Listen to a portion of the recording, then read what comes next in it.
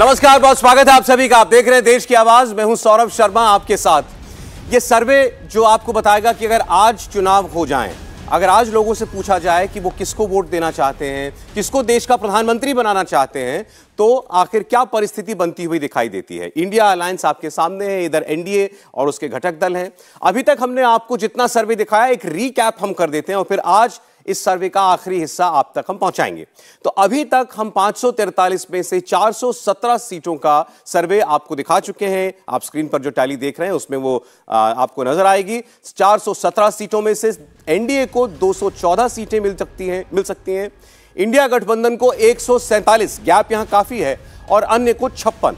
लेकिन अभी भी हाफवे मार्क, यानी जो जादुई आंकड़ा होता है 272 का लोकसभा में सरकार बनाने के लिए, देश की सरकार बनाने के लिए, वहां तक उस दौड़ में अभी फिलहाल एनडीए आगे दिखाई दे रहा है। लेकिन इंडिया गठबंधन क्या वापसी कर सकता है? क्योंकि दो बड़े राज्य आज जिनकी हमें चर्चा करनी है वही तय करते हैं असल मायनों में कि देश में किसकी सरकार बनेगी। हम बात कर रहे हैं 40 लोकसभा सीटों वाले बिहार की और देश का सबसे बड़ा सूबा 80 सीटों वाला उत्तर प्रदेश। आज हम इन्हीं दोनों राज्यों की चर्चा करेंगे। शुरुआत करेंगे बिहार से, लेकिन आपको मेहमानों से हम सबसे पहले मिलवा दें। हर्षवर्धन त्रिपाठी जी हमारे साथ हैं, वरिष्ठ पत्रकार। हर्षवर्धन जी, स्वागत, तालियों के साथ स्वागत कीजिए जरा मेहमानों का।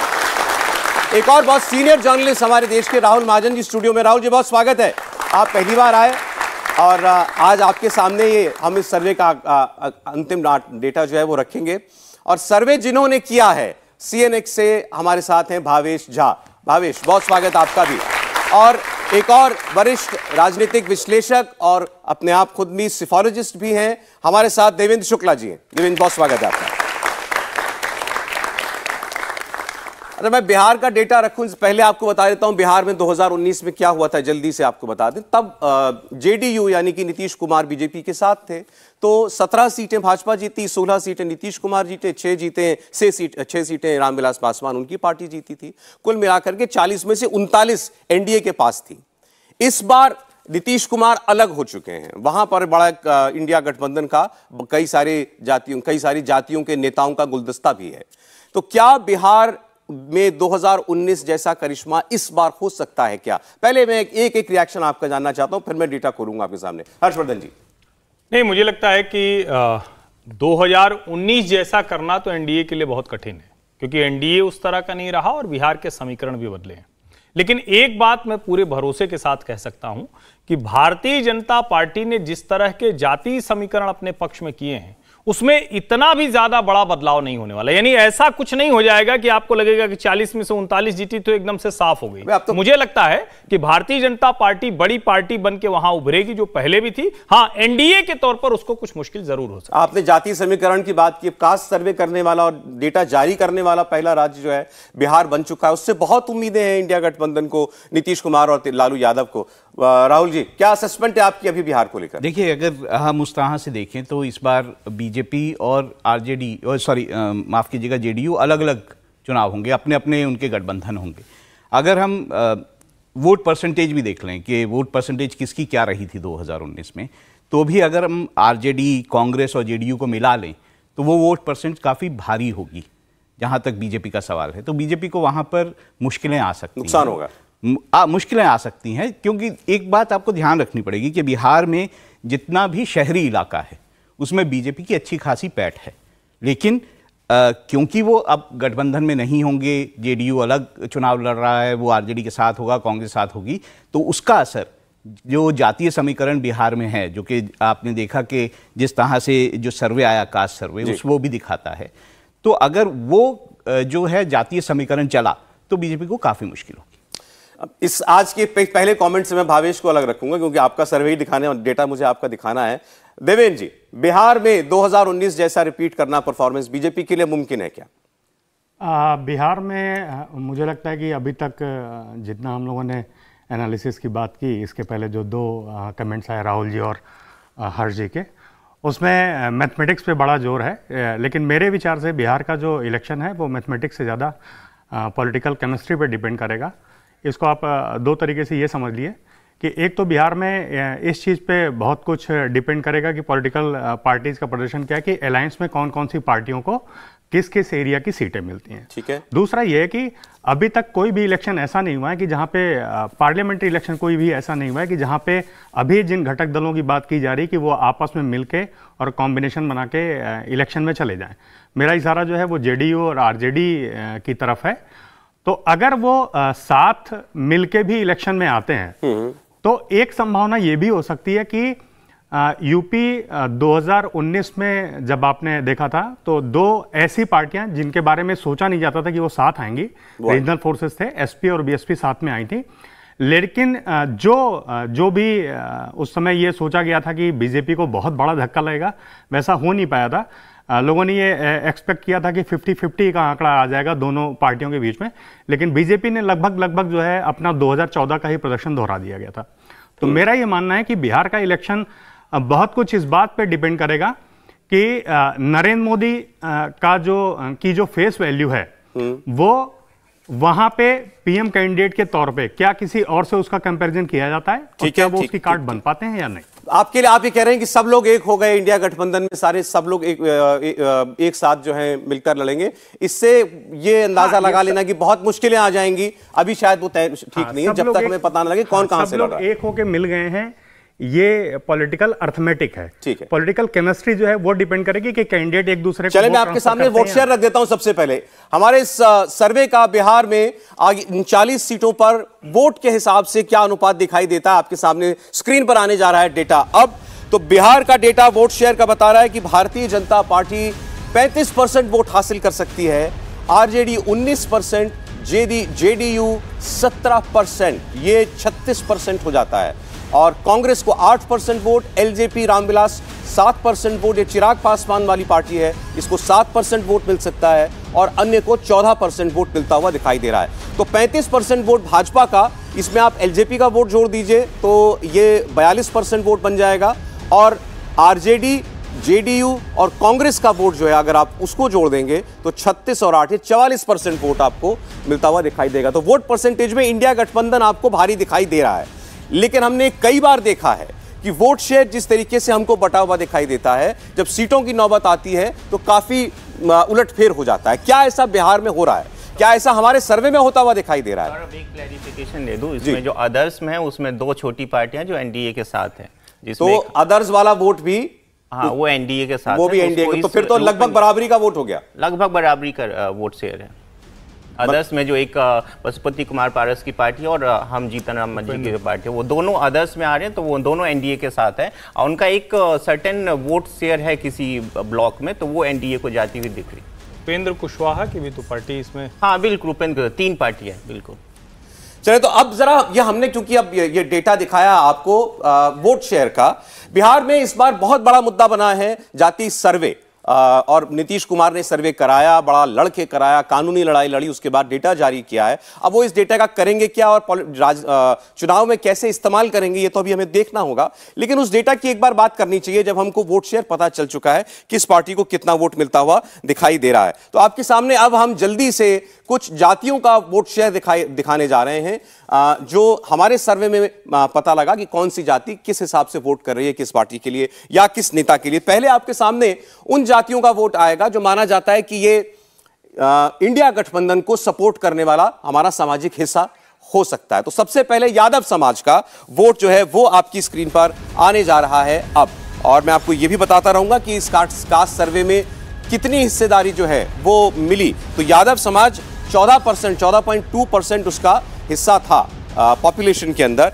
और वोट में आप देखेंगे तो वो 75% तक इंडिया गठबंधन को वोट करता हुआ दिखाई दे रहा है। लालू यादव के नाम पर साफ वहां वोट जा रहा है, 75% वोट में कोई टूट होती हुई दिखाई नहीं दे रही। मात्र 15% यादव वोट जो है वो मिल सकता है इंडिया गठबंधन को नरेंद्र मोदी के नाम पर। लेकिन ये जो आखिरी बैस्टियन जो होती है किसी भी पार्टी की, भाई ये वर्ग तो नहीं टूट सकता। क्या ये वर्ग इससे ज्यादा बिखर सकता है? इस पर हम लोग आगे बात करेंगे। इसके आगे हम लोग बात कर लेते हैं कोयरी समाज की। कोयरी मतलब कुशवाहा समाज। कुशवाहा समाज का जो रिप्रेजेंटेशन है पॉपुलेशन में वो 4% का है, और आप देखेंगे तो ये कोयरी या कुशवाहा समाज ये बिल्कुल बटा हुआ आपको दिखाई देगा। 42% एनडीए की तरफ झुकता हुआ दिखाई देता है, 47% ये इंडिया गठबंधन की तरफ झुकता हुआ दिखाई देता है। लेकिन जो तीसरा वर्ग है वो बहुत महत्वपूर्ण है। क्योंकि ये नीतीश कुमार का अपना वर्ग है। ये कुर्मी जाति की मैं बात कर रहा हूं। कुर्मी जाति का लगभग 3% वोट माना जाता है बिहार में, और कुर्मी वोट जो है पूरा एक तरफा इंडिया गठबंधन की ओर जाता हुआ दिखाई दे रहा है। 81% कुर्मी वोट जो है वो इंडिया गठबंधन को मिलता दिखता है, 60% कुर्मी वोट वो एनडीए के पास जाता हुआ दिखाई दे रहा है। तो ये आप जिसे कह सकते हैं, ये जो पक्के वोट बैंक थे इंडिया गठबंधन के या जेडीयू आरजेडी के, उसमें कहीं से कोई टूट दिखाई नहीं दे रही। मैं मुस्लिम वोट भी आपके सामने रख देता हूं। 17.5% के करीब मुस्लिम वोट है बिहार के अंदर, और इसमें कहीं कोई आश्चर्य नहीं, कोई रॉकेट साइंस नहीं जानने के लिए कि मुस्लिम क्या सोच रहे हैं चुनाव की दृष्टि से। 88% तक इंडिया गठबंधन को, अन्य को 10%, एनडीए को मात्र 2%। बार बार जब ये डेटा आता है तो जो लोग ये कहने वाले होते हैं कि बीजेपी को 8% वोट भी मिलता है मुसलमानों का, तो वो कहाँ से मिलता है ये एक बार कहीं से पता चल जाए, क्योंकि यही 2%, 3% जब सर्वे हम करते हैं तो यही डेटा सामने आता है। तो ये इंडिया गठबंधन का वोट बैंक था आपके सामने, जो इंटैक्ट दिखाई दे रहा था। हर्षवर्धन जी। नहीं, इसमें सौरभ जी 2-3 मोटी बातें हैं जो मुझे लगता है कि शायद भावेश जी आगे क्लैरिफाई भी करें।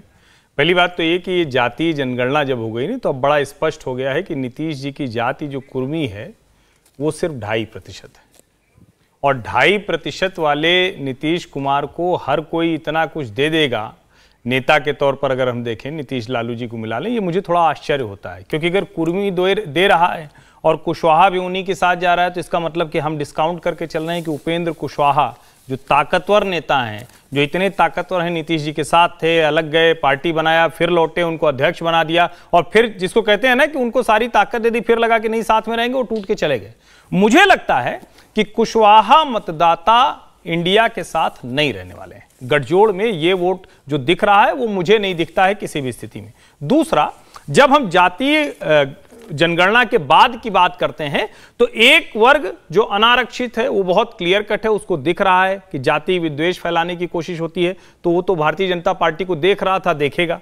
लेकिन जो दूसरा वर्ग है जिसको लगता था कि हमारे नेता तो ये हैं जो सोशल जस्टिस करते थे, अब उनको दिख रहा है 2 ब्लॉक, एक ओबीसी अन्य पिछड़ा वर्ग, एक ईबीसी अत्यंत पिछड़ा वर्ग। वो जो 27 और 36% की लड़ाई है वो मुझे इंडिया गठजोड़ को इतने मतों के साथ जाती हुई नहीं दिखती है, ये मुझे स्पष्ट तौर पर दिख रहा है। और ये अभी वहां आप लोगों से बात कीजिए, पासवान कह रहा है हमारा वोट, हमारी जनगणना में मतदाता काट दिए, कुशवाहा कह रहा है हमारे मतदाता काट दिए, भूमिहार तो चिल्ला चिल्ला के कह रहा है कि हमको तो एकदम से आउट कर दिया, हमारा पता ही नहीं है, इतने लोग हमारे घर में थे, कहां गिन के चले, गणक आए कहां और किसको गिन के गए। मुझे लगता है कि ये चीजें चुनाव आते आते असर दिखाएंगी, और ये आंकड़ा जो अभी बहुत ज्यादा वो पूरा का पूरा बंच दिख रहा है, क्योंकि अगर वो बंच दिखेगा तब तो फिर कोई चुनाव ही नहीं। इंडिया गठबंधन का बंच है। अभी मैं आपके सामने अभी एनडीए का भी दिखाऊंगा कि एनडीए का जो अपना पक्का वोट बैंक है, क्या उसमें कहीं कोई सेंधमारी हो रही है नहीं। लेकिन आपने सवाल किया तो भावेश का क्लैरिफिकेशन आ जाए कुशवाहा वोट को लेकर कि उनको नहीं लगता कि जितना जैसा आपने लगभग आधा आधा बटा हुआ दिखाया वो होगा।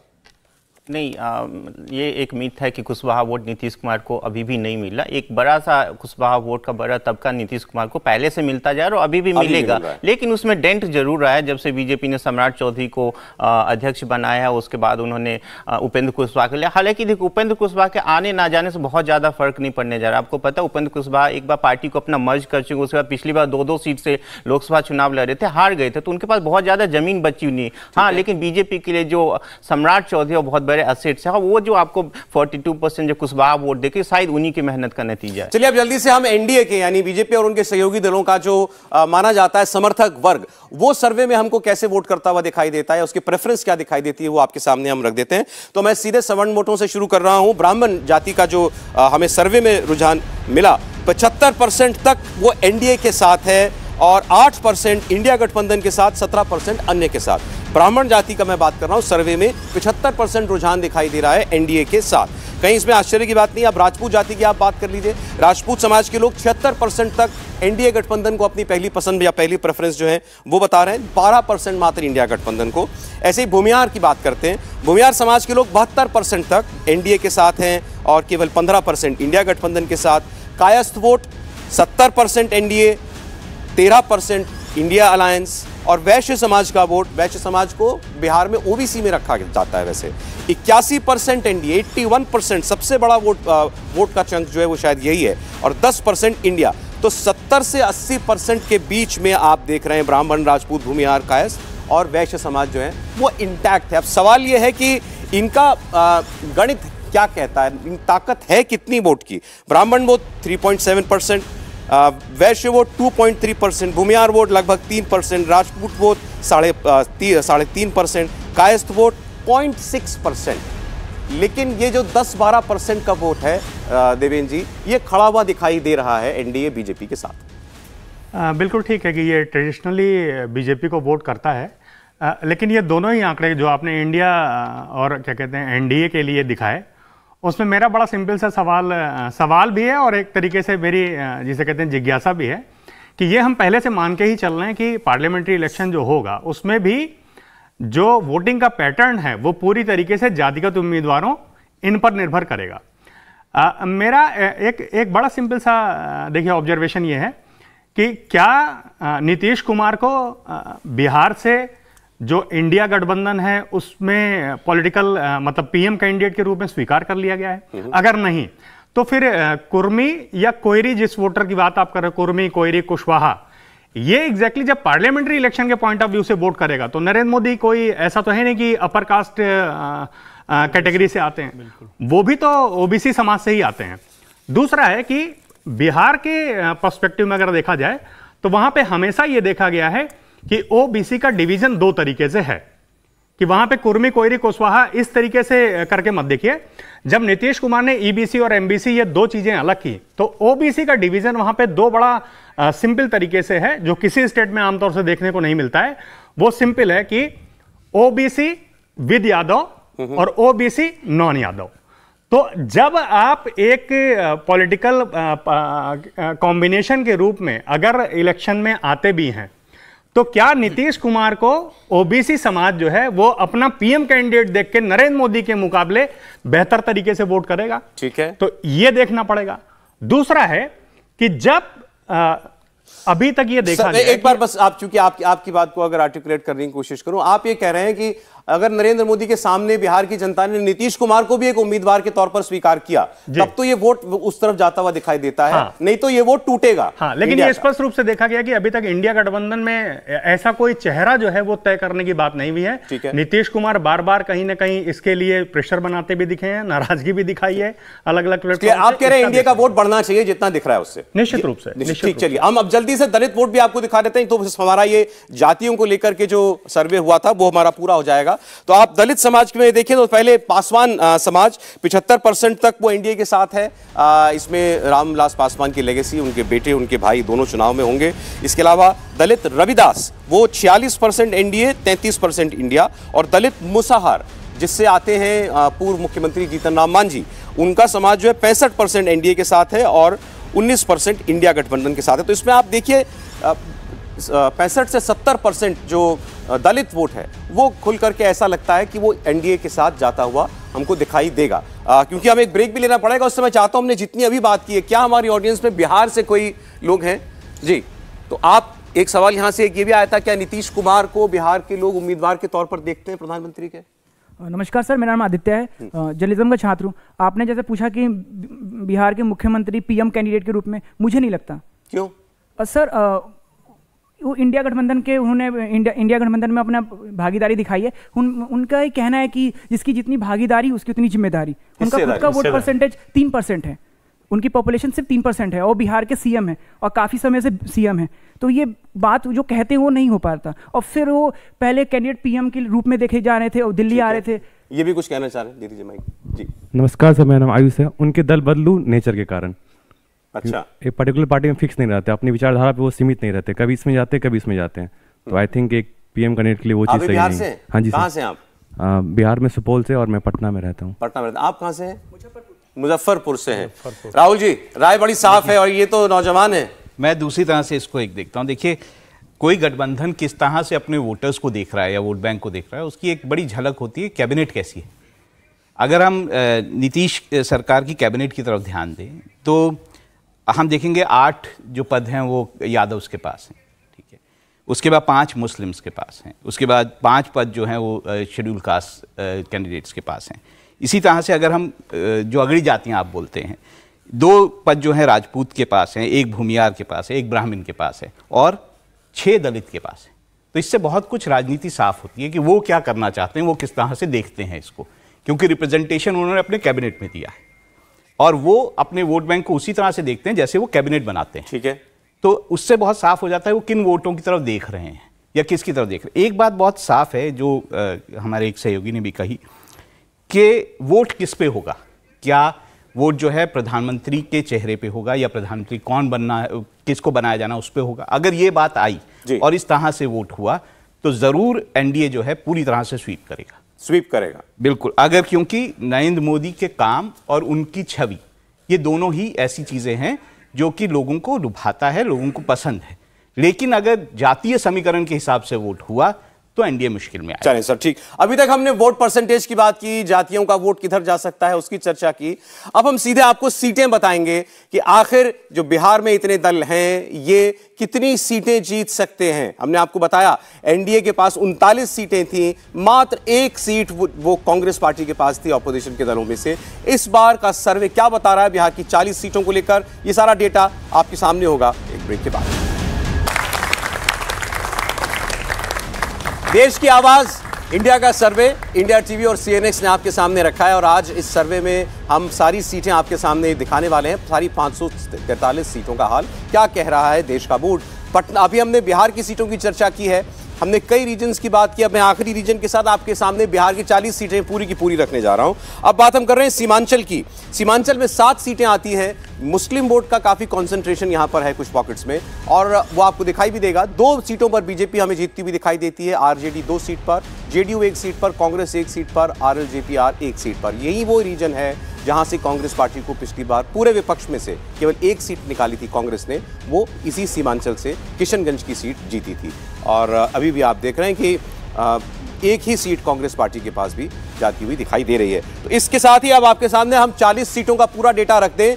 बिहार की 40 सीटों में से कितनी बीजेपी को, कितनी बीजेपी के सहयोगियों को और कितनी बाकी गठबंधन के इंडिया गठबंधन के दलों को, तो 20 सीटें बीजेपी जीतती हुई दिखाई दे रही है। और इसके साथ आप जोड़ दीजिए चिराग पासवान के जो 3 सीटें हैं और पशुपति पारस की जो 1 सीट है, 4, तो ये 24 सीटों पर खड़ा हुआ एनडीए दिखाई दे रहा है। कंपेयर करने के लिए मैं याद दिला दूं, ये 2019 के अंदर 39 था, 39, और इस वक्त हमें ये एनडीए गठबंधन 24 पर आकर खड़ा होता हुआ दिखाई दे रहा है। ये सीधा 15 सीटों का नुकसान एनडीए के लिए हो सकता है। हमारा सर्वे ये कह रहा है बिहार के अंदर, और ये बड़ी डैमेज होगी एनडीए के लिए। 15 सीटों का नुकसान बीजेपी को हो सकता है। इसमें एक इंटरेस्टिंग बात यह है कि अगर आप केवल बीजेपी की टैली देखेंगे, बीजेपी ने 17 सीटें जीती थी और 16 सीटें जेडीयू ने जीती थी।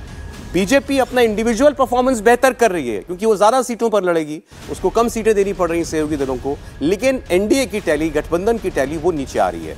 और दूसरी ओर महागठबंधन की पार्टियों में आप देखिए तो जेडीयू को 7 सीट, आरजेडी को 7 सीट, ये 14 सीट हो जाती है। कांग्रेस पार्टी को 2 सीट, ये 16 सीट। तो 16 सीट जो हैं वो मिलती हुई दिखाई दे रही हैं गठबंधन को। 24 और 16 ये बिहार की 40 सीटों का खाका है। सबसे पहले भावेश, बीजेपी के लिए नुकसान तो है ही नहीं, उस रूप में नहीं देखेंगे क्योंकि बीजेपी के पास जो भी एलाइज है वो बहुत कमजोर स्थिति में है। और उस तरह की जो डेवलपमेंट जो 2014 में हुई थी जब एलजेपी उनके साथ जुड़ी थी, उपेंद्र कुशवाहा की पार्टी जुड़ी थी, तो उन दोनों ने भी लगभग क्लीन स्वीप किया था। तो वो बड़ी स्थिति बीजेपी के पास नहीं है। आपको याद होगा कि लोक जनशक्ति पार्टी भी टूट गई है, 2 भागों में बढ़ गई है। उपेंद्र कुशवाहा खुद अपनी पार्टी का मर्ज करके, तो आज की डेट में जो बीजेपी के साथ जो भी एलाइज है वो पहले वाली स्थिति में नहीं है। तो इस वजह से बीजेपी का जो नुकसान हो रहा है वो एलाइज की वजह से हो रहा है। दूसरी बात, बीजेपी अपना टैली जरूर सुधार करेगी। देखिए इसके बहुत सारे रीजन्स हो सकते हैं। अब रीजन वाइज यदि जाएंगे, जैसे आप मिथिलांचल का रीजन लीजिए, मिथिलांचल में बीजेपी वहाँ अच्छा बेटर परफॉर्म कर रही है। उसके 2-3 प्रमुख कारण है। एक तो देखिए इकोनॉमिक इशू है, वहाँ पे आप देखिए बीजेपी जो गवर्नमेंट है उसने वहाँ के दरभंगा में जो एयरपोर्ट है उसको चालू किया, जिसके वहाँ से जो आने वाले दिल्ली से या मुंबई से या बैंगलोर से आने जाने वाले लोग हैं उनको एक बहुत बड़ी सुविधा मिली है। दूसरा, वहाँ पे बीजेपी गवर्नमेंट ने एम्स दिया है। उसके बाद ये सब कई सारे इशूज़ हैं। लेकिन जो सबसे बड़ी जो कास्ट फैक्टर जिसका हम लोग बार बार डिस्कस करें, देखिए जो मिथिलांचल रीजन आता है, जैसे दरभंगा हो गया, मधुबनी हो गया, झंझारपुर हो गया, इन सब रीजन में जो एक कास्ट होता है मल्लाह जाति, उनका एक बहुत बड़ा फैक्टर होता है। वो बीजेपी का वोट कंसोलिडेट होता है वहाँ पे, जिसके वजह से बीजेपी वहाँ पे अच्छा करते हैं। एक और फैक्टर है वहाँ पे, आप देखेंगे कि जब लगभग 30 साल से इन लोगों की गवर्नमेंट है, 33 ईयर्स से इन लोगों की गवर्नमेंट है, लेकिन आप देखेंगे पूरे बिहार में जो अलग अलग रीजन की अपनी अपनी अलग अलग विशेषताएं थी। जैसे मिथिलांचल में आप देखेंगे तो पान, माछ, मखान वहाँ की एक विशेषता होती थी। वहाँ से लोग जो किसान थे इन बिजनेस से जुड़े हुए होते थे। तो इन सब चीज़ों को पूरी तरह नेगलेक्ट किया गया, जिसके बाद से एक और जो बहुत बड़ा रीज़न है जो आप देखेंगे कि नीतीश कुमार की पॉपुलरिटी बार बार डिक्लाइन की हो रही है। देखिए 2020 में आरजेडी भी अच्छा परफॉर्म की, बीजेपी भी अच्छा परफॉर्म की, लेकिन एक नीतीश कुमार थे, उनकी पार्टी पहले नंबर से तीसरे नंबर पर कैसे आ गई? उसकी सबसे बड़ी वजह थी, आपको याद होगा कोविड के टाइम में, आपको याद होगा जब मुंबई से, दिल्ली से या अलग अलग राज्यों से जब मजदूर जब वापस जा रहे थे, सभी स्टेट के सीएम ने अपने अपने लोगों को वापस लाने के लिए ट्रेन भेजा, वहाँ पे क्वारंटाइन किया। लेकिन बिहार एक ऐसा स्टेट था जहां का सीएम ने तो आप कह रहे हैं कि ये सारे नीतीश कुमार के स्टेट गवर्नमेंट के परफॉर्मेंस के जितने मुद्दे थे वो सभी लोगों के दिमाग में रहेंगे। बिल्कुल, गवर्नेंस का एक इशू है, क्योंकि वो चेहरा नीतीश कुमार का देख रहे हैं। बिल्कुल, आप देखेंगे जैसे देखिए बिहार के संदर्भ में आप देखेंगे जो भी आपको नीतीश कुमार की टैली जो भी दिख रही 7 सीटों का 16 से 7 पे आई, ये भी एक फैक्टर बहुत 16 से 7 आई है, 9 सीटों का नुकसान हो रहा है बीजेपी से अलग होने के बाद जेडीयू को, ये बड़ी बात है। बिल्कुल, 16 से 7 पे आने का एक बहुत बड़ा रीजन ये भी है कि उनकी पॉपुलैरिटी बार बार घट रही है। देखिए इस डेटा को 2 तरीके से देखा जा सकता है। बीजेपी ने अपनी टैली बढ़ाई, 3 सीटें ज्यादा जीत सकती है, जेडीयू को 9 सीटों का सीधा सीधा नुकसान हो रहा है। लेकिन अगर आप गठबंधन के तौर पर देखेंगे तो एनडीए को 15 सीटों नुकसान और वो सीधी बढ़त जो है वो आपको इंडिया अलायंस के साथ जाती हुई दिखाई दे रही है। आप मानते हैं कि ये डेटा कुछ रियलिस्टिक आपको लग रहा है हर्षवर्धन जी? नहीं, मुझे लगता है कि जो ये आंकड़ा है वो लगभग बिहार की जो भ्रम वाली स्थिति है उसको थोड़ा सा साफ करता दिखता है। भारतीय जनता पार्टी के पास सबसे बड़ा मतदाता समूह है, भारतीय जनता पार्टी का सबसे ज्यादा डिलीवरी मैकेनिज्म है। आप सोचिए कि बिहार में बार बार बात होती है जाति जनगणना करा देंगे, जाति पहचान लेंगे, और अगर रेलवे की तरफ से केंद्रीय रेलवे का सबसे बड़ा 12,000 करोड़ के निवेश वाला कारखाना न लगता तो कोई बिहार में बड़ा निवेश नहीं हुआ है। अगर नेशनल हाईवे ऑफ इंडिया, राष्ट्रीय राजमार्ग की तरफ से आप देखें सड़कें न हो तो कोई ऐसी आपको बढ़िया, जो कहते हैं कि स्टेट हाईवे की कोई बहुत बड़ी सड़क नहीं दिखेगी। अगर आप कहें कि जो प्रोजेक्ट के तौर पर कहें कि कौन कौन से प्रोजेक्ट हैं तो वो सेंट्रल गवर्नमेंट के प्रोजेक्ट आपको जाते हुए दिखते हैं। और वहां पर नीतीश कुमार का वो वाला दावा जो सुशासन बाबू, जो हर एक को हम डिलीवरी करेंगे, जातियां पिछड़ गई हैं, वो वाला नैरेटिव थोड़ा सा खोखला दिखता है, नंबर 1। नंबर 2 ये कि जिन जातियों को हम बार बार कह रहे हैं कि बीजेपी के पार्टनर बड़े हल्के हैं, हल्के मतलब मतदाता कम जुटा पा रहे हैं, उनको अगर आप ध्यान से देखिए तो आज की तारीख में वही वो जातियां हैं जिनको अपना हक लेना है, जिनको अपना अधिकार लेना है। और मेरा यह मानना है कि अब जो भी चुनाव होगा, क्योंकि सबसे पहले लोकसभा का ही चुनाव होना है, उसमें वो जातियां सबसे ज्यादा मुखर होने वाली हैं जिनको हम ईबीसी कह रहे हैं। इन ईबीसी जातियों की पहचान नीतीश कुमार ने ही भारतीय जनता पार्टी की 90 के मंडल के बाद भारतीय जनता पार्टी ने जो सोशल इंजीनियरिंग की पॉलिटिक्स की थी उसी को आगे बढ़ाया था और भारतीय जनता पार्टी के साथ रहते हुए ही बढ़ाया था। तब उनको यादव के मुकाबले कुर्मी का भी अधिकार चाहिए था। आज यादव कुर्मी के अधिकार के मुकाबले जो नीचे की जातियां हैं उनको अपना अधिकार चाहिए। इसलिए मुझे इसमें आंकड़े में बहुत फर्क नहीं दिखता है, बल्कि यह जरूर दिखता है कि अगर समीकरण थोड़ा सा, जिसको हम कहते हैं कि रिएक्शन वाला बदला, तो हो सकता है कि एनडीए का आंकड़ा भी कुछ बढ़ जाए। एनडीए के आंकड़े के बढ़ने के आसार है। राहुल जी देखिए, मैं पहले भी बोल चुका हूं कि चुनाव किस इशू पे होता है इस पे डिपेंड करेगा। अगर चुनाव जो है जातीय समीकरणों पे हुआ तो बहुत अलग बात होगी, लेकिन हम जिस तरह से बीजेपी को देखते हैं, मैं थोड़ा सा इसको इलैबोरेट कर आपने जो बात अभी कही, मैं कहता हूं पहले इसी पर मैं इसको थोड़ा सा इलैबोरेट किस मुद्दे पर चुनाव होगा। एक तरफ नरेंद्र मोदी वोट मांग रहे होंगे, दूसरी तरफ सारे दल खड़े होंगे। मोदी जी वोट मांगेंगे अपने काम पर, आपको डायरेक्ट बेनिफिट मिल रहा है, आपको फ्री राशन जो मिला उसकी बात होगी, जिस तरह से विकास की बात की जा रही है, जो स्कीम्स सेंटर की हैं जो बेनिफिट कर रही हैं, इस पे होगा। अगर मैं थोड़ा सा हट के बोलूंगा कि जब हमने उत्तर प्रदेश में पिछले चुनावों में बात की थी लोगों से, तो ये मुद्दे थे कि मुझे डायरेक्ट बेनिफिट मिल रहा है, मुझे फ्री राशन मिल रहा है, इसके कारण वोट हुआ था। तो क्या बिहार में इसके कारण वोट नहीं होगा? इसके कारण अगर वोट हुआ और जातीय समीकरण पीछे छूट गया तो ये ज़रूर है कि एनडीए को काफ़ी फायदा होगा वहाँ पर। दूसरी चीज़ ये है कि एनडीए की कोशिश, खासतौर से बीजेपी की कोशिश ये होगी कि वो इसे जातीय चुनाव ना होने दे। वो हिंदू वोट को एक कंसोलिडेशन करने की कोशिश करेगी। वहीं पर दूसरी जो ऑपोजिशन है, जो विपक्षी दल है, वो इसे जातीय चुनाव बनाने की कोशिश करेंगे। अब इसमें कौन जो सफल होता है उसका बहुत ज्यादा असर दिखेगा। लोकसभा का चुनाव आपको आखिरी बार कौन सा जिसमें जातियां बहुत प्रभावी रही हुई या वही मुद्दा बनाओ याद आता है? देखिए, मुझे तो बिल्कुल ये 24 का हो जाएगा सौरभ, मुझे बिल्कुल नहीं याद आता है। एंकर के तौर पे मैं खुद भी आपसे ये जानना चाहूंगा कि पार्लियामेंट्री इलेक्शन लास्ट टाइम कौन सा आपको ऐसा याद है जिसमें जातियों के आधार पे किसी भी पार्लियामेंट्री इलेक्शन की बात कर रहा हूँ, असेंबली इलेक्शन हुए हैं 2015 का असेंबली इलेक्शन बिहार का अगर आप ले लेंगे तो वो भी जाति के आधार पे था। यूपी का आप 2007-12 के इलेक्शन वो जातियों के आधार पे थे। ठीक, तो ऐसे तमाम सारे स्टेट्स के इलेक्शन ऐसे गिनाए जा सकते हैं लोकसभा पे ये कहा जाए कि वो वहां पे जातिगत मुद्दे, क्योंकि वो बड़े छोटे छोटे पैकेट्स होते हैं विधानसभाओं के लिए कॉम्बिनेशन। दूसरी चीज है कि जैसे मैंने अभी डिस्कशन के शुरू में ही कहा था कि चुनाव में दो चीजें होती हैं कि आप एक तो जैसे जो हम सर्वे के डेटा की बात कर रहे हैं ये हुआ पॉलिटिकल मैथमेटिक्स, लेकिन जो आंकड़े हैं अगर आप वोट शेयर देखें और सीटें देखें तो आपका वोट शेयर जो है दोनों पार्टियों, दोनों जो गठबंधन है जो अभी बने नहीं है सही रूप में, अपने बिल्कुल ठीक ठाक रूप में, हाइपोथेटिकल जो है, उसमें आप कह रहे हैं कि दोनों ही गठबंधनों के वोट शेयर ऑलमोस्ट सेम है। लेकिन जब आप सीटों की बात करते हैं तो आप खुद भी यह स्वीकार कर रहे हैं कि एनडीए को इंडिया की तुलना में लगभग दोगुनी सीटें मिल रही हैं। दोगुनी नहीं, 24-16। हाँ, 26-14 24-16। तो अगर आप इसको 1-2 इधर उधर मान लें तो यह लगभग दुगने का फर्क हो जाएगा, 13-26 टाइप में। हमारा यह सौभाग्य है हम सभी का कि हमारे साथ हम 4 लोग ही डिस्कशन में नहीं है, इसके अलावा ऑडियंस भी है। आप इनसे भी पलट के पूछिए कि क्या इनको ऐसा लगता है, बिहार ही नहीं, क्या पूरी कंट्री में इनको कहीं लगता है कि अगला पार्लियामेंट्री इलेक्शन जो है किसी भी स्टेट में जातिगत समूहों के रूप में या जातिगत सेंटीमेंट के रूप में लड़ा जाने वाला है? तो शायद इसका जवाब मेरे विचार से जो है वो ना में होगा। एक जवाब भावेश, मैं जाता हूं ऑडियंस के पास ही, बोलिए। हाँ। देखिए, इनका सवाल अच्छा है, ऑब्जर्वेशन भी अच्छा है, लेकिन मेरा एक सीधा सा जो मैं पॉइंट रखना चाहता हूँ। देखिए, बीजेपी 40% वोट पाके यूपी में 73 सीट जीती थी, बीजेपी और अपना दल।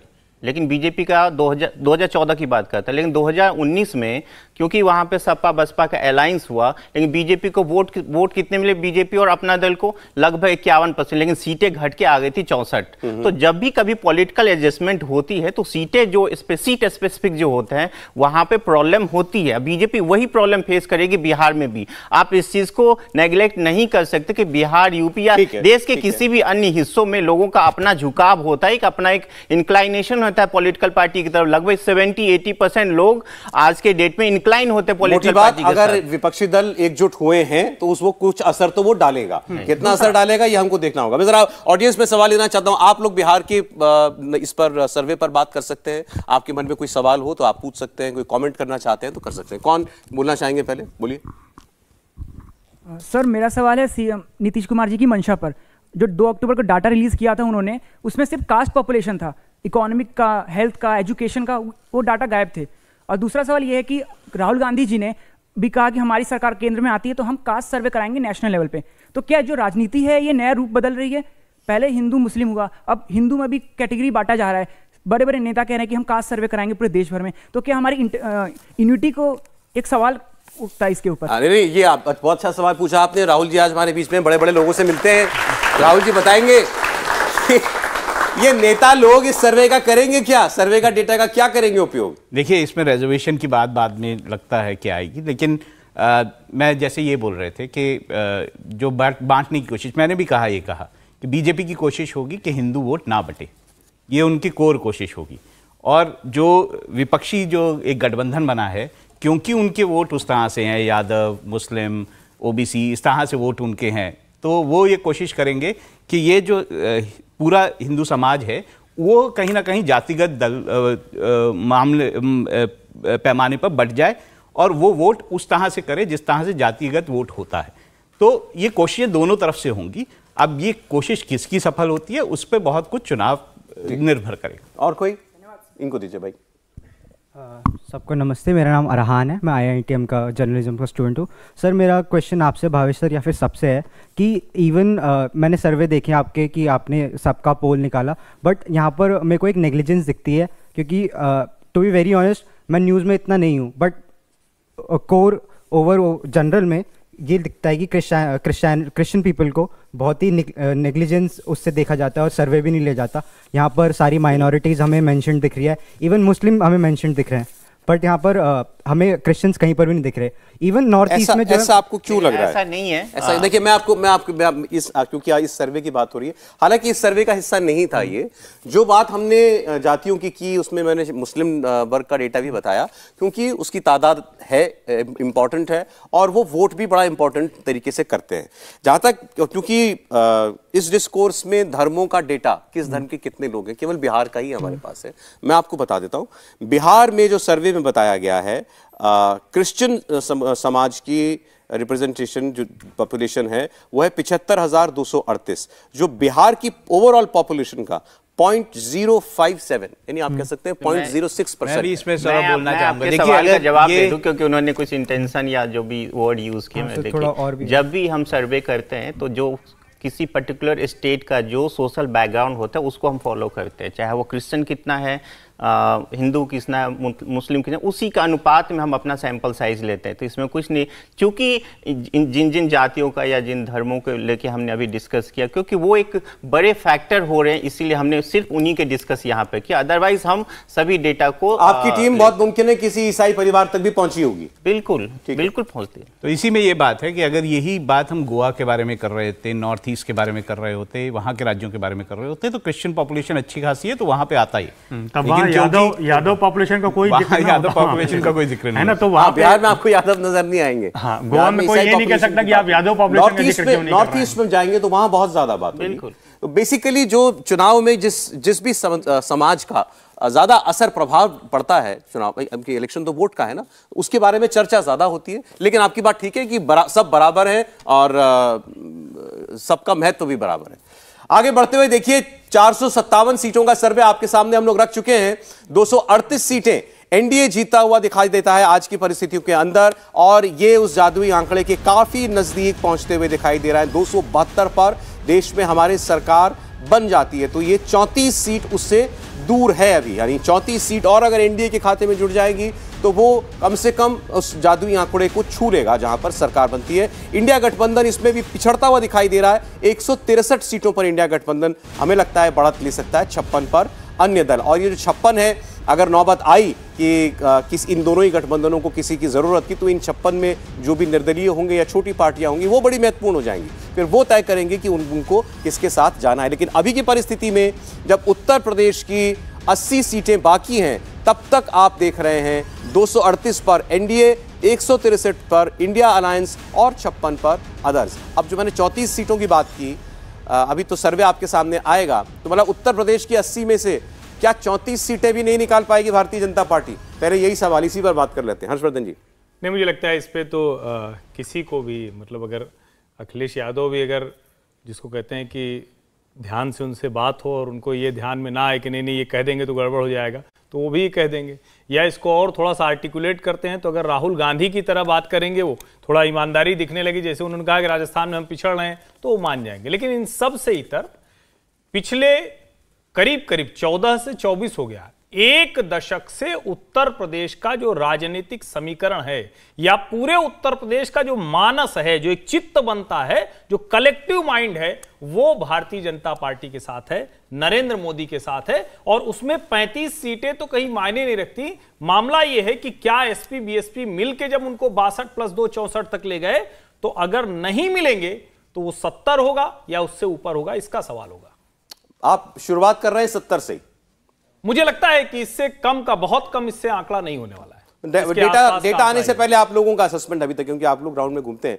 देवेंद्र जी, 2014 में 71 + 2 सहयोगियों के साथ 73 था, और 2019 में मेरे ख्याल में 64 था। 62 + 2 64 था।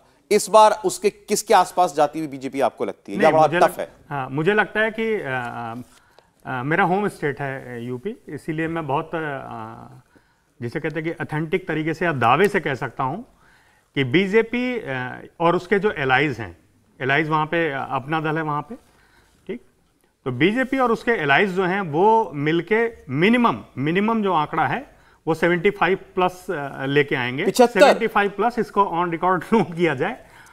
अभी इसका बहुत सिंपल सा एग्जांपल आपको देता हूं कि पार्लियामेंट्री इलेक्शन 2019 जब हुआ था तो एसपी और बीएसपी के साथ आने के बावजूद भी बीजेपी की खुद की जो अपनी सीटें थी वो 80 में से 63 थी, 80 में से 62 थी। उसके एलाइज जो थे, अपना दल, उनके पास से सीटें आई थी और वो आंकड़ा लगभग 65 का हो रहा था।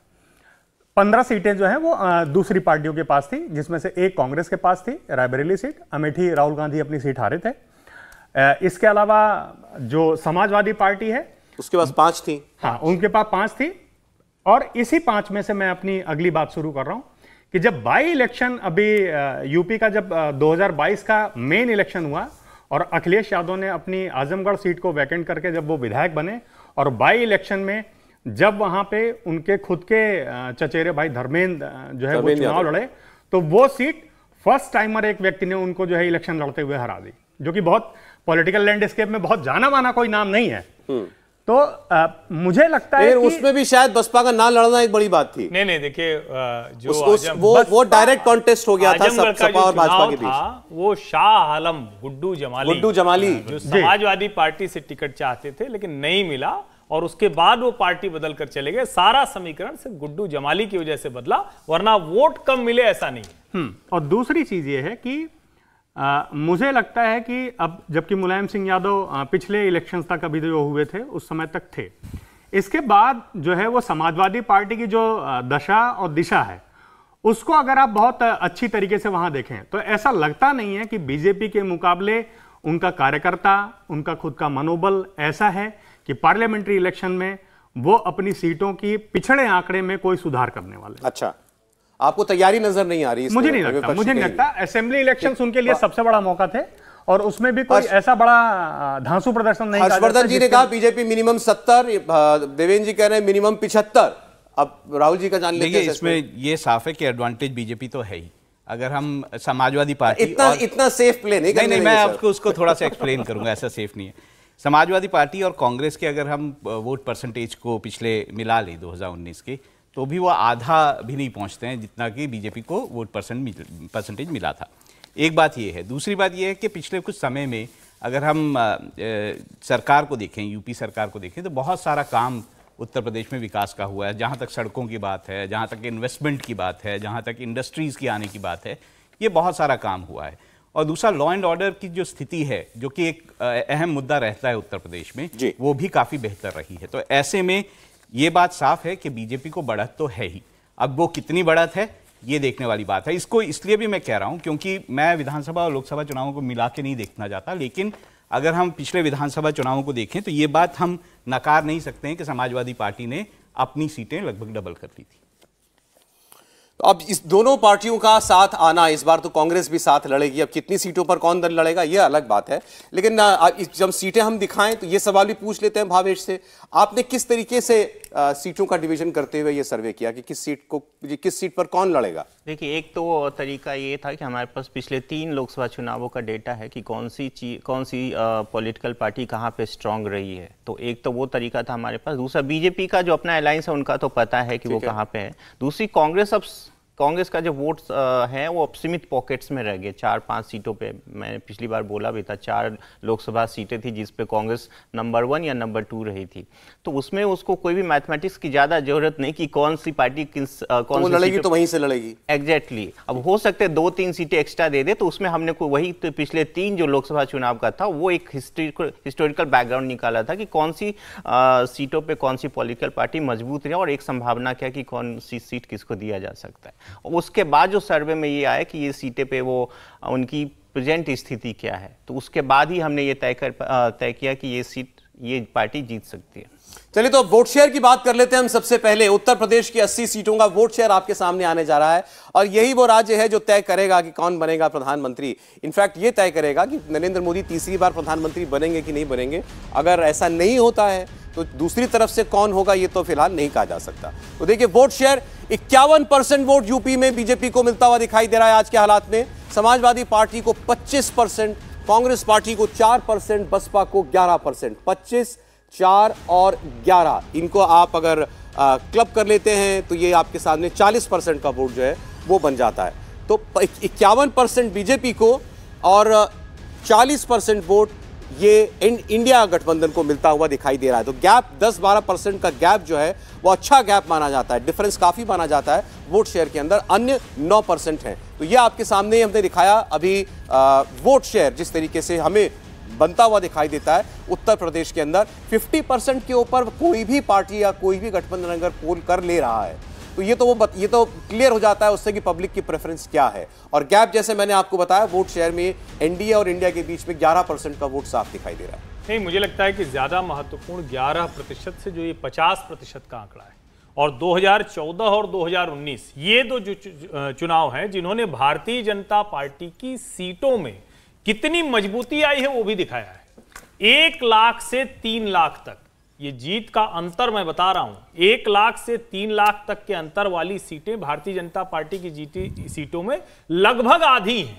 यानी जितनी सीटें वो जीते हैं यूपी में मैं बात कर रहा हूं। ठीक है। फिर जब हम बात करते हैं कि क्या ये दोनों पार्टियां एक साथ हो जाएंगी तो उनका मत प्रतिशत 29 हुआ। यानी अगर अभी के लिहाज से देखें तो करीब 22% अधिक मत भारतीय जनता पार्टी के साथ। अगर बहुजन समाज पार्टी आ भी जाती है तो भी 10%। इसका सीधा सा मतलब हुआ कि जो 2014 वाला आंकड़ा था 71 + 2 यानी 71 भारतीय जनता पार्टी, 2 अपना दल। लेकिन अब इसमें एक एक्स फैक्टर जुड़ा है, वो एक्स फैक्टर है ओम प्रकाश राजभर। जब उनके साथ जुड़कर यह आंकड़ा आता है तो यह आंकड़ा निश्चित तौर पर 75 की तरफ जाता हुआ दिखता है। अब वो मैनपुरी, आजमगढ़, रामपुर रिटेन करेंगे, भारतीय जनता पार्टी कोई और नया समीकरण बनेगा, बसपा का वहां एक्स फैक्टर काम करेगा, वो कुछ माइनस करेगा और फिर जीत जाएंगे।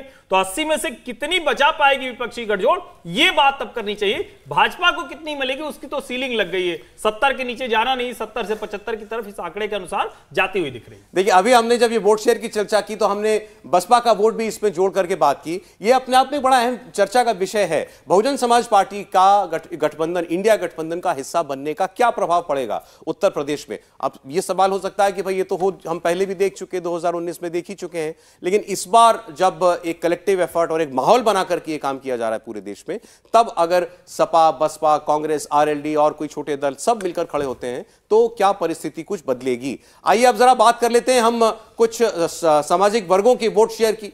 तो इन 80 सीटों में मुस्लिम वोट जो है वो किस तरीके से वोट करता हुआ दिखाई देता है आपके सामने मैं रखने जा रहा हूं।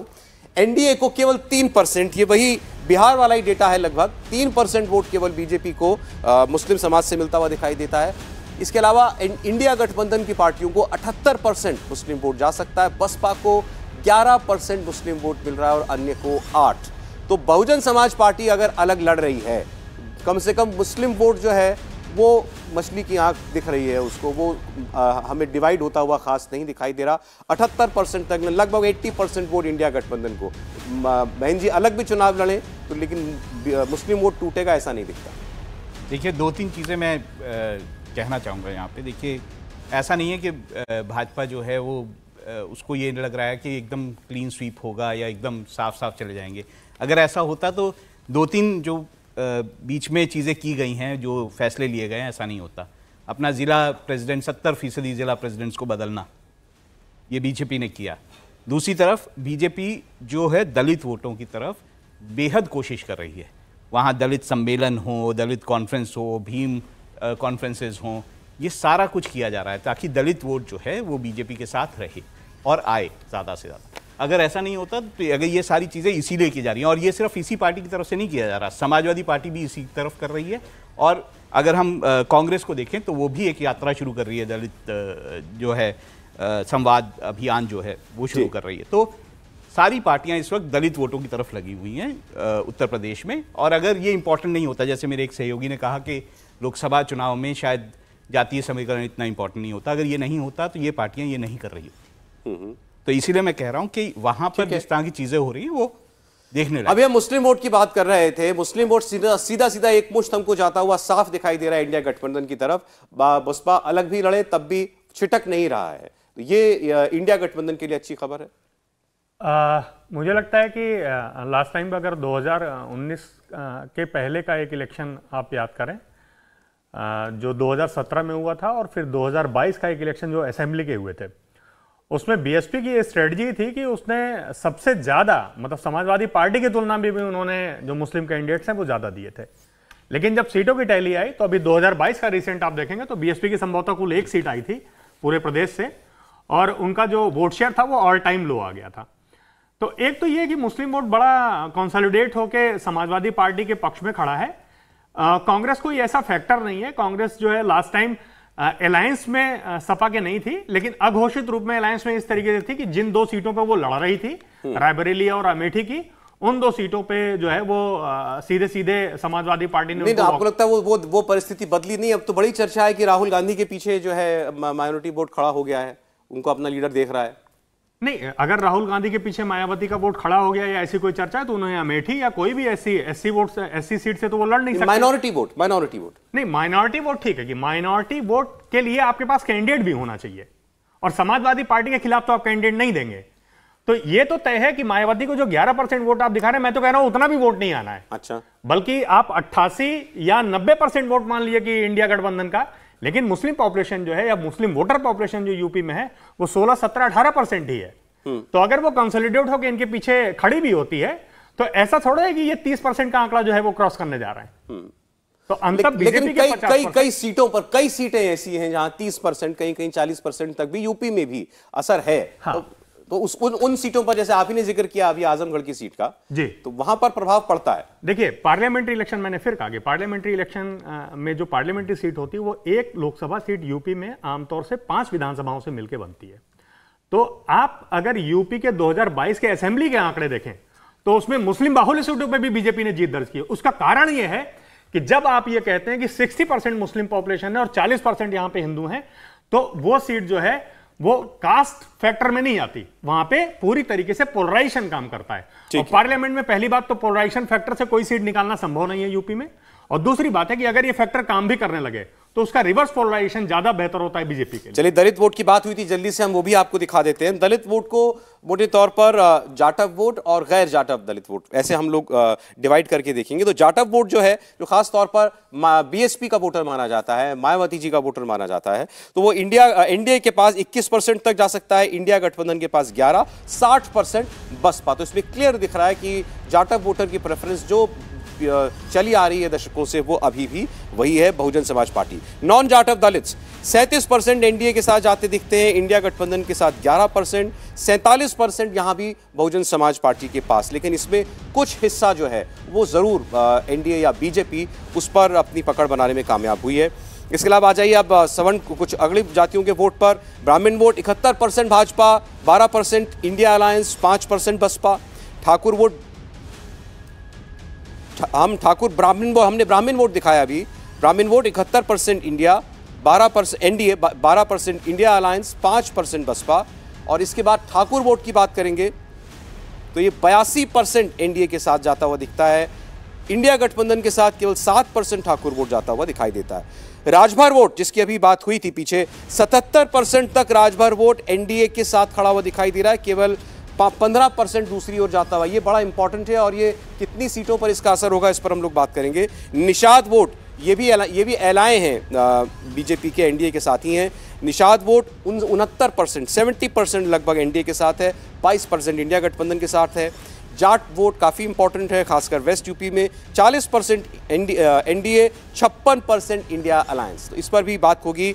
जाट वोट अभी भी बहुतायत में आधे से ज़्यादा जो है वो इंडिया गठबंधन को पसंद कर रहा है। वैश्य vote 76%, NDA 13%, India alliance. Kurmi vote 68%, NDA 19%, India alliance. Maurya vote 55%, NDA 25%, India गठबंधन। इसमें से किसमें आपको, हर्षवर्धन जी, कहीं कोई आश्चर्य लगा हो? नहीं, मुझे इसमें कोई आश्चर्यजनक नहीं लगा, लेकिन जो गैर जाटव वोट हैं वो मुझे लगता है थोड़ा समीकरण बदला है। क्योंकि देखिए, वाल्मीकि हो, खटिक हो, पासवान हो, मतलब ऐसे जो सारे वोट हैं ना, ये भारतीय जनता पार्टी के बड़े परंपरागत वोट हो गए हैं। आप अगर ध्यान से देखेंगे तो पिछले कुछ समय में नरेंद्र मोदी के आने के पहले ये शुरुआत हुई थी, और नरेंद्र मोदी के आने के बाद वो पूरी तरह से बदल गया है। विशेषकर पश्चिमी उत्तर प्रदेश में अगर हम ध्यान से देखें तो जो जाट फैक्टर के बाद भी जो सफलता मिली, चाहे वो विधानसभा चुनाव हो चाहे लोकसभा चुनाव हो, 19 और 22 की बात मैं कर रहा हूं, क्योंकि 14 वाला तो फिनोमिना ही अलग था, तो 19 और 22 में जो हुआ तो यही वो वोट था जिसने भारतीय जनता पार्टी को उस जगह पर सपोर्ट कर दिया जहां उसकी स्थिति बहुत खराब हो सकती थी। तो मेरा यह मानना है आज तो ऐसी कोई स्थिति भी नहीं है, और अभी जो मतलब पॉलिटिकल सिनेरियो दिखता है उसमें मायावती इतनी ताकतवर नहीं दिख रही है कि दूसरा कोई मतदाता समूह उनके साथ जुड़े, उनके साथ कटने वाली स्थिति दिख रही, जुड़ने वाली नहीं दिख रही। तो आप कह रहे हैं गैर जाटव दलित वोट हो या इसके बीजेपी के साथ ज्यादा जाएगा, और जाट वोट भी आपको लगता है बिल्कुल इससे बेहतर जाना चाहिए। चलिए, तो ये हमने अभी जातियां जो है किस हिसाब से उनका रुझान दिखाई दे रहा है उसकी चर्चा की। अब हम सीधे सीटों की बात करेंगे। सीटों में अलग अलग हिस्सों में, अलग अलग क्षेत्रों में हमें क्या रुझान दिखाई दे रहे हैं। पश्चिमी यूपी में, रोहिलखंड में, दोआब, बुंदेलखंड, अवध, पूर्वांचल क्या बता रहे हैं इस बार अपना मूड, इसकी चर्चा करेंगे एक छोटे से ब्रेक के बाद। आप देख रहे हैं देश की आवाज पार्ट 3। जी हां, आज तीसरा और आखिरी दिन है इस सर्वे का। सारी 543 सीटों का लेखा जोखा इस सर्वे का आपके सामने आने जा रहा है। केवल एक राज्य बाकी है, और वो सबसे महत्वपूर्ण, सबसे बड़ा राज्य, देश में कौन बनेगा प्रधानमंत्री ये तय करने वाला राज्य उत्तर प्रदेश। 80 सीटें, लेकिन हम चलेंगे क्षेत्रवार, अलग अलग रीजन की बात करते चलेंगे, तो वहां की कुछ महत्वपूर्ण सीटों का भी जिक्र करते चलेंगे जहां बड़ा कॉन्टेस्ट होता हुआ दिखाई दे रहा है। तो आइए पश्चिमी उत्तर प्रदेश से शुरू करते हैं, जहां इस वक्त हम बैठे हुए हैं। पश्चिमी उत्तर प्रदेश में 8 सीटें आती हैं, और हमारा सर्वे ये कह रहा है कि इनमें से 7 सीटें भाजपा को जा सकती हैं, 1 सीट आरएलडी को जाती हुई दिखाई दे रही है। यहां कांग्रेस, बसपा, सपा किसी का कोई खाता खुलता हुआ नहीं दिखाई दे रहा। वेस्ट यूपी में 8 सीटों में 7 भाजपा और 1 आरएलडी। ये जहां हम नोएडा में हैं, इसके अलावा मुजफ्फरनगर, मेरठ, ये गाजियाबाद, जो सारा इलाका है सब पश्चिमी उत्तर प्रदेश के अंदर ही आता है। तो यहाँ की एक एक सीट की हम लोग बात कर लें जल्दी जल्दी। कोई कौन सी इंपॉर्टेंट सीट आपको पश्चिमी उत्तर प्रदेश में सुनाई दिखाई देती है? नहीं, मुझे लगता है कि मुजफ्फरनगर की बात होनी चाहिए, क्योंकि अगर जाट आंदोलन की बात करेंगे, किसान आंदोलन की बात करेंगे, राष्ट्रीय लोकदल की बुनियाद की बात करेंगे, तो मुजफ्फरनगर सीट की बात होनी चाहिए। और चूंकि वहां पर जो संजीव बालियान है, उन्होंने अजीत सिंह को जिस तरह से हराया था, वो सीट बड़ी महत्वपूर्ण इस लिहाज से भी हो जाती है कि अभी पूरा जो राकेश टिकैत और पूरा जो आंदोलन हुआ, उसके बाद भी किसी भी चुनाव में अभी तक ये गठजोड़ बहुत कमाल नहीं कर पाया है। विधानसभा के चुनाव में कुछ सीटों पर जरूर समीकरण बदले, और उसके वजह से कहा जा रहा है कि क्या लोकसभा में उसका कुछ फर्क होता हुआ दिखेगा। और ये जो गठजोड़ है, जिसको हम कह रहे हैं कि अखिलेश यादव, कांग्रेस और जयंत चौधरी, ये सब मिलके, तो मुझे लगता है कि ये एक महत्वपूर्ण सीट होगी। अगर डेटा हो भावेश के पास, वो बता सकें कि क्या ये सीट आपने किसको दी है सर्वे में?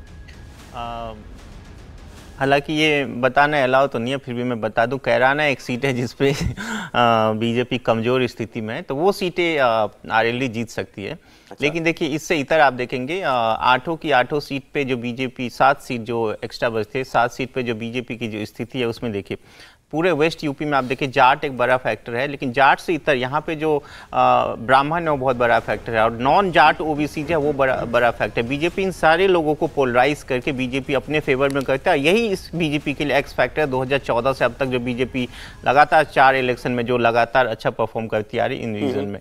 जाट वोट की हमने बात की थी, 40% तक बीजेपी की तरफ और 56% विरोधियों की तरफ जाता हुआ दिखाई देता है। आइए आप बात कर लेते हैं, जरा अगले क्षेत्र की बात कर लें हम लोग, और फिर पर बात करेंगे आगे अगले किसी सीट पर। रोहिलखंड की 12 सीटें, रोहिलखंड की 12 सीटों में से 11 बीजेपी के पास जाती हुई दिखाई दे रही हैं, 1 सपा के पास।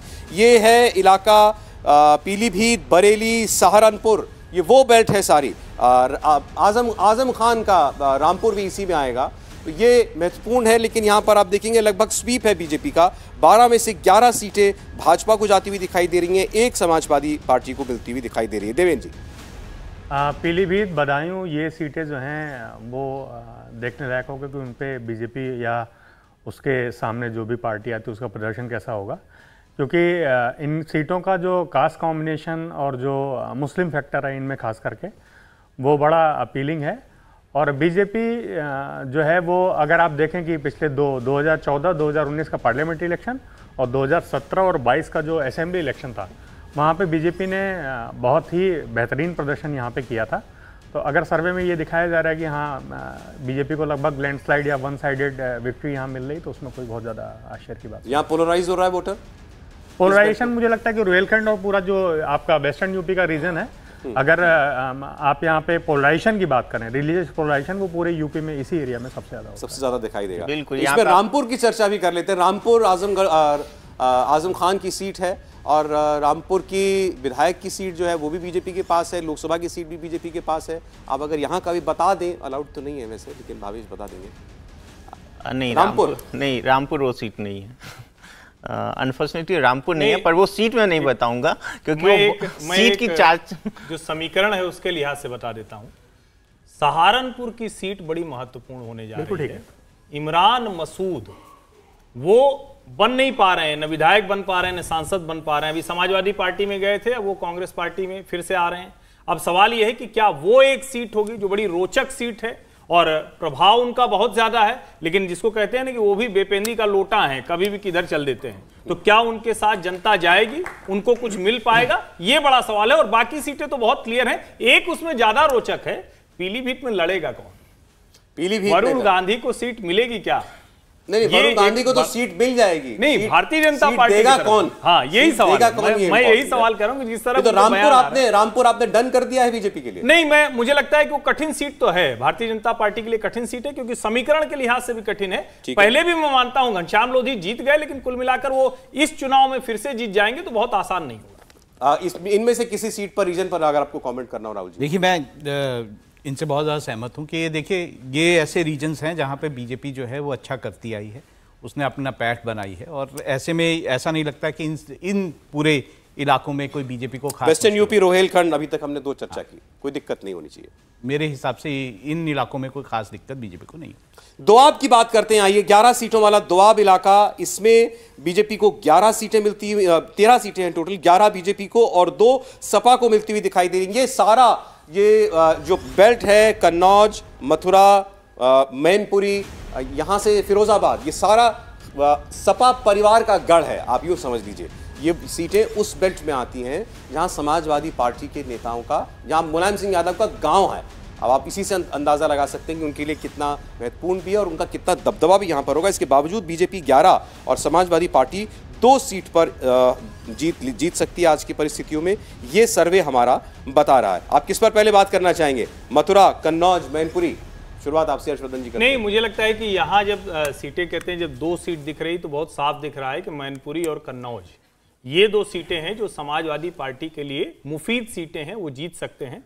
और उसके अलावा मुझे लगता है कि गठजोड़ की तरफ मैनपुरी में अभी डिंपल यादव हैं, सांसद हैं। बिल्कुल। कन्नौज की सीट बीजेपी के पास है, सुब्रत पाठक के पास है। लेकिन मुझे लगता है कि यही वो 2 सीटें हैं जहां समाजवादी पार्टी का कुछ स्टेक दिखता है। उसके अलावा आप देखेंगे तो मथुरा में कोई गुंजाइश बहुत दिखती नहीं। हालांकि चर्चा ये है कि हेमा मालिनी जाएंगी तो क्या भारतीय जनता पार्टी श्रीकांत शर्मा को टिकट देगी या किसी और को दे सकती है। जयंत चौधरी की एक दावेदारी वहां होगी कि किधर से लड़ेंगे, बागपत की सीट से लड़ेंगे या फिर वहां जाएंगे। लेकिन ओवरऑल अगर कहें तो यही 2-3 सीटें हैं जहां गठबंधन के लिए स्कोप है। इसके अलावा बहुत गुंजाइश वहां दिखती नहीं। मैनपुरी, कन्नौज समाजवादी पार्टी का गढ़। और एक रिक्वेस्ट मेरे पास आई है फिरोजाबाद की भी, उसके बारे में भी बताएं। बिल्कुल ठीक है। हाँ, फिरोजाबाद सीट जो है वो अखिलेश यादव और उनकी फैमिली के पास ही लंबे समय तक रही है। बाई इलेक्शन में कभी उस सीट पे राज बब्बर ने संभवतः जो है वो पराजित किया था समाजवादी पार्टी कैंडिडेट को, आईएनसी कैंडिडेट के रूप में वो थे। एक बहुत महत्वपूर्ण चीज़ ये है कि कन्नौज सीट को मैं ये नहीं मानता हूँ कि अब वो समाजवादी पार्टी गढ़ रही है। बेसिकली ऐसा कहा जाता है कि 2014 में ही वो सीट समाजवादी पार्टी मनोबल के रूप में हार गई थी। और 2019 में बिल्कुल ये साफ हुआ, क्योंकि उस समय 2012 से लेके 2017 के बीच में समाजवादी पार्टी की सरकार थी, इसलिए सुब्रत पाठक जो है वो सेकंड कैंडिडेट पोल हुए थे, बहुत कम मार्जिन से हारे थे। 2019 में उन्होंने इस कमी को भी पूरा कर दिया। और कन्नौज सीट लगभग उस तरीके की सीट मानी जा रही थी जैसे अमेठी में राहुल गांधी की जो हार हुई थी, उसी तरीके से माना जाता है कि कन्नौज में जब अखिलेश यादव की पत्नी जो है वो चुनाव लड़ते हुए हार गई तो वो बड़ा चौंकाने वाला था। तो आज की डेट में सुब्रत पाठक की जो कन्नौज सीट है वो बीजेपी के लिए बहुत स्ट्रांग है। ये जरूरी नहीं कि उनको कैंडिडेट बनाया जाए, लेकिन जो फिरोजाबाद की सीट है वो ये देखना होगा कि समाजवादी पार्टी के खिलाफ वहां पे बीएसपी का कैंडिडेट किस तरीके का आता है और बीजेपी से खुद कैंडिडेट किस तरीके का फील्ड किया जाता है। तो मेरा ये मानना है कि मैनपुरी एकमात्र ऐसी सीट हो सकती है इस पूरे एरिया में जो समाजवादी पार्टी के फेवर में इसलिए भी कही जा सकती है क्योंकि 2022 का असेंबली इलेक्शन और अभी जो रिसेंटली जो बाई इलेक्शन हुआ है उसमें वो सीट प्रदेश में सरकार होने के बावजूद भी, बेहतर कैंडिडेट देने के बावजूद भी वो समाजवादी पार्टी के खाते में गई थी। ठीक है, हालांकि 2 सीट दिखा रहे हैं भावेश यहाँ सर, आपने 1 सीट का जिक्र किया कि मतलब उस पर दबदबा दिखाई देता है मैनपुरी पर। एक से सस्पेंस रहने दीजिए अभी थोड़े दिन के लिए। आपने भी सस्पेंस खोला ही कौन सा है बताइए? कोई सीट तो आप बता नहीं रहे हैं। हाँ, ये तो हम लोगों ने अनुमान लगाया। तो हम लोग अनुमान लगा, हम लोगों ने अनुमान लगाया, और चूंकि कन्नौज, आप ऐसा ही कह दीजिए, आप ऐसे कह दिया कीजिए कि इनका अनुमान ठीक है, उससे हमको पता या गलत है या गलत। मेरे ख्याल से देवेंद्र ज्यादा नजदीक है। देवेंद्र नजदीक है, फिरोजाबाद सीट देवेंद्र ज्यादा नजदीक है चीजों से। पर देखिए कन्नौज में एक ये भी है ना कि असीम अरुण एक प्रत्याशी हो सकते हैं, क्योंकि वहां से ये भी एक बार चर्चा हो रही है। बिल्कुल सही कह रहे, कन्नौज में बीजेपी। चलिए ठीक, अगले रीजन पर बढ़ते हैं। ये बुंदेलखंड का क्षेत्र है, यहाँ कुल 4 सीटें हैं और चारों की चारों सीटें भारतीय जनता पार्टी के पास जाती हुई हमें दिखाई दे रही हैं। तो बुंदेलखंड पूरी तरीके से स्वीप लगभग, आप देखिए बीजेपी वेस्टर्न यूपी में 8 में से 7 स्वीप है, रोहिलखंड में 12 में से 11 बिल्कुल एक तरफा है, दोआब में 13 में से 11 बीजेपी को है, बुंदेलखंड की 4 सीटें बीजेपी को जा रही है। अब अवध की मैं बात कर लेता हूँ, और अवध में बड़ी दिलचस्प सीटें हैं, उनकी तो चर्चा करनी है। टोटल 14 सीटें भारतीय जनता पार्टी को, 12 सीटें मिलती हुई दिखाई देती हैं आज, और कांग्रेस पार्टी को 2। और कांग्रेस पार्टी को 2 कौन सी होंगी? आपके सामने बहुत सारे ऑप्शंस नहीं हैं, लेकिन हम चर्चा करेंगे अमेठी और रायबरेली की। अमेठी से इस वक्त केंद्रीय मंत्री स्मृति ईरानी सांसद हैं, रायबरेली से सोनिया गांधी सांसद हैं। तो क्या अवध में इसके अलावा कोई और सीट आपको नजर में आती हो तो बताएं, उसकी भी हम लोग चर्चा कर सकते हैं। नहीं, अगर वरना फिर अमेठी की बात सबसे महत्वपूर्ण कहेंगे तो फिर तो वही दोनों सीटें, अमेठी, रायबरेली और अमेठी। अमेठी फिर पलट रही है क्या? अब मुझे तो ऐसा नहीं दिखता है, लेकिन आप मुझे बार-बार ऐसे मैं पूछ आपसे रहा हूं, लेकिन देख उनकी तरफ रहा हूं। ये ठीक है, कहीं पे निगाहें कहीं पे निशाना तो भावेश जी बताएंगे। लेकिन निश्चित तौर पर अमेठी सीट हमेशा, क्योंकि वो गांधी परिवार की इतनी मजबूत सीट रही है, और कई बार होता है कि सेंटिमेंट बदलता है लोगों के मन में, लेकिन उसका एक दूसरा पहलू है। राहुल गांधी अपनी उस सीट पर पलटकर देखने भी नहीं गए। इसके बावजूद कि स्मृति ईरानी इतना काम कर रही हैं, इसके बावजूद कि स्मृति ईरानी वहां की खबरों को लेकर चर्चा में रहती है, राहुल गांधी वहां जाते नहीं। अब उसके बाद भी अगर जनता अमेठी में जिताने की कोई गुंजाइश तैयार कर रही है, तो फिर तो ये सर्वे बताएगा उसके आधार पर समझ। देखिए, अमेठी और रायबरेली की सीट सच में इस बार इंटरेस्टिंग हो सकती है। कांग्रेस के भीतर भी एक मंथन चल रहा है कि इन सीटों से किन को खड़ा किया जाए, और कुछ ऐसे भी मंथन में बातें आ रही हैं कि बड़े नाम जो है यहाँ से खड़े किए जा सकते हैं, ताकि बीजेपी को एक चुनौती मिले। तो अगर ऐसा होता है और एक सरप्राइज कैंडिडेट जो है वो यहाँ पे खड़ा किया जाता है अमेठी में, तो ये राहुल गांधी नहीं लड़ेंगे। मैं ये कह रहा हूँ कि ये हो सकता है, क्योंकि ये बात जो है कांग्रेस के भीतर ये मंथन है कि किन इन दोनों सीटों पे, खासतौर से रायबरेली को भी अगर हम देखें तो उस पर किसे खड़ा किया जाए, अगर सोनिया गांधी जो हैं वो नहीं करती हैं। देखिए, यही चर्चा है कि हेल्थ रीजंस की वजह से सोनिया गांधी शायद रायबरेली से चुनाव ना लड़े, तो उनकी जगह अब चूंकि वो बिल्कुल पॉकेट बोरो माना जाता है, तो वहां से प्रियंका जी चुनाव लड़ सकती हैं। सवाल दूसरा ये महत्वपूर्ण है जो बताया अभी राहुल जी ने, अमेठी की सीट पर वापस चुनाव लड़ने के लिए राहुल गांधी आएंगे या नहीं आएंगे? पिछले चुनाव में दो जगहों से चुनाव लड़े थे, अमेठी से हार गए, वायनाड से जीत गए। अमेठी के बाद हर्षवर्धन जी ने जैसा कहा, बहुत ज्यादा ताल्लुक उन्होंने नहीं रखा इन बीते 5 सालों के अंदर, लेकिन क्या अपनी इस पारिवारिक सीट को बिल्कुल ही त्याग देंगे, छोड़ देंगे राहुल गांधी? क्या लगता है देवेंद्र जी आपको? देखिए, अगर आप, मैं यूपी के पर्सपेक्टिव में केवल बात कर रहा हूं, जब आप अमेठी और रायबरेली सीट की बात करते हैं तो दो चीजें बहुत स्पष्ट रूप से समझिए कि राहुल गांधी अगर वायनाड गए हैं तो उसका बड़ा सिंपल सा रीजन था कि ये फीडबैक था कि अमेठी सीट जो है वो लूज कर रहे हैं और उनको लड़ना था, स्केप कर नहीं सकते थे, तो उन्होंने लड़ी, हार गई, वायनाड चले गए। राहुल गांधी को जब कांग्रेस या इंडिया जो गठबंधन है वो अपने जिसे कहते हैं पोस्टर बॉय के रूप में आगे बढ़ाएगा, तो वो ये नहीं चाहेगा कि राहुल गांधी किसी बहुत ही ऐसी सीट से लड़ें कि उनको वहां पे लड़ने के लिए बहुत कंसंट्रेट करना पड़े। तो अब पहला ऑप्शन तो यह है कि राहुल गांधी वायनाड से ही लड़ते रहें। दूसरा कि अगर सोनिया गांधी हेल्थ रीजन से रायबरेली सीट को छोड़ती हैं तो यह हो सकता है कि राहुल गांधी रायबरेली सीट से लड़ें, क्योंकि अभी तक ऐसा नहीं देखा गया है कि पार्लियामेंट्री इलेक्शन या असेंबली इलेक्शंस में तो रायबरेली में बहुत अच्छा प्रदर्शन कांग्रेस का नहीं रहा है, लेकिन पार्लियामेंट्री इलेक्शन में यह देखा नहीं है कि रायबरेली सूट कांग्रेस कभी लूज कर गई हो।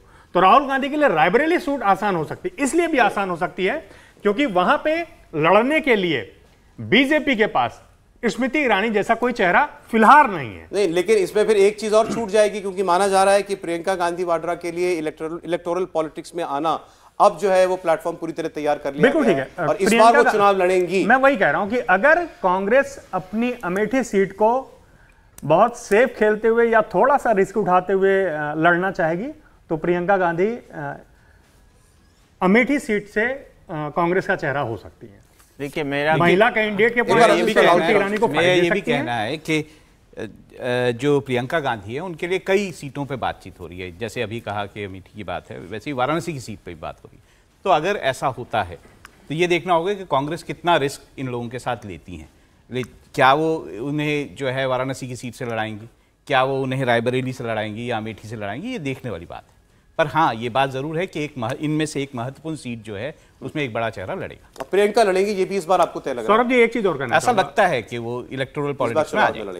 एक बार हर्ष जी का एक कमेंट आना चाह रहा था बीच में। नहीं, मुझे मतलब ये ठीक है कि कहा जा रहा है कि रायबरेली सीट जो देवेंद्र जी ने बताया एकदम सच है, लेकिन बस एक आंकड़ा मैं बता दूं कि 2014 से 2019 आते आते सोनिया जी की जीत का अंतर करीब करीब 60% कम हो गया। तो ये जानकारी भी लोगों को होनी चाहिए। जैसे मैनपुरी में अंतर घटता चला गया था, वैसे ही इस सीट पर भी अंतर घटा है। नंबर 1। नंबर 2 ये कि दिनेश प्रताप सिंह को और वहां जिसको हम कहते हैं ना कि जो अदिति सिंह है, जो पूरा एक तरह से रायबरेली का महत्वपूर्ण परिवार है, जिसके घर में सोनिया जी, राहुल जी, प्रियंका जी जाते थे तो उसी घर में रुकते बैठते थे, वो अब भाजपाई है। ये भी समझना चाहिए। जो विधायक थी वो बाद में इधर आ गई। तो कुल मिलाकर रायबरेली कोई अलग से वोट करेगा ये मुझे लगता नहीं है। और रायबरेली में राहुल गांधी जाएं और फिर गड़बड़ हो जाए तो फिर देखिए, रायबरेली अमेठी के चक्कर में हम ऊपर आंकड़ा देखना भूल गए। अभी देखिए 508 सीटों का सर्वे आया है और एनडीए गठबंधन बहुमत के आंकड़े से ऊपर आपको जाता हुआ दिख गया। 283 पर इस वक्त एनडीए खड़ा है। यानी हमारा सर्वे ये बता रहा है कि एनडीए गठबंधन की पूर्ण बहुमत की सरकार बनती हुई बिल्कुल स्पष्ट तौर पर दिखाई दे रही है। 283 सीटें।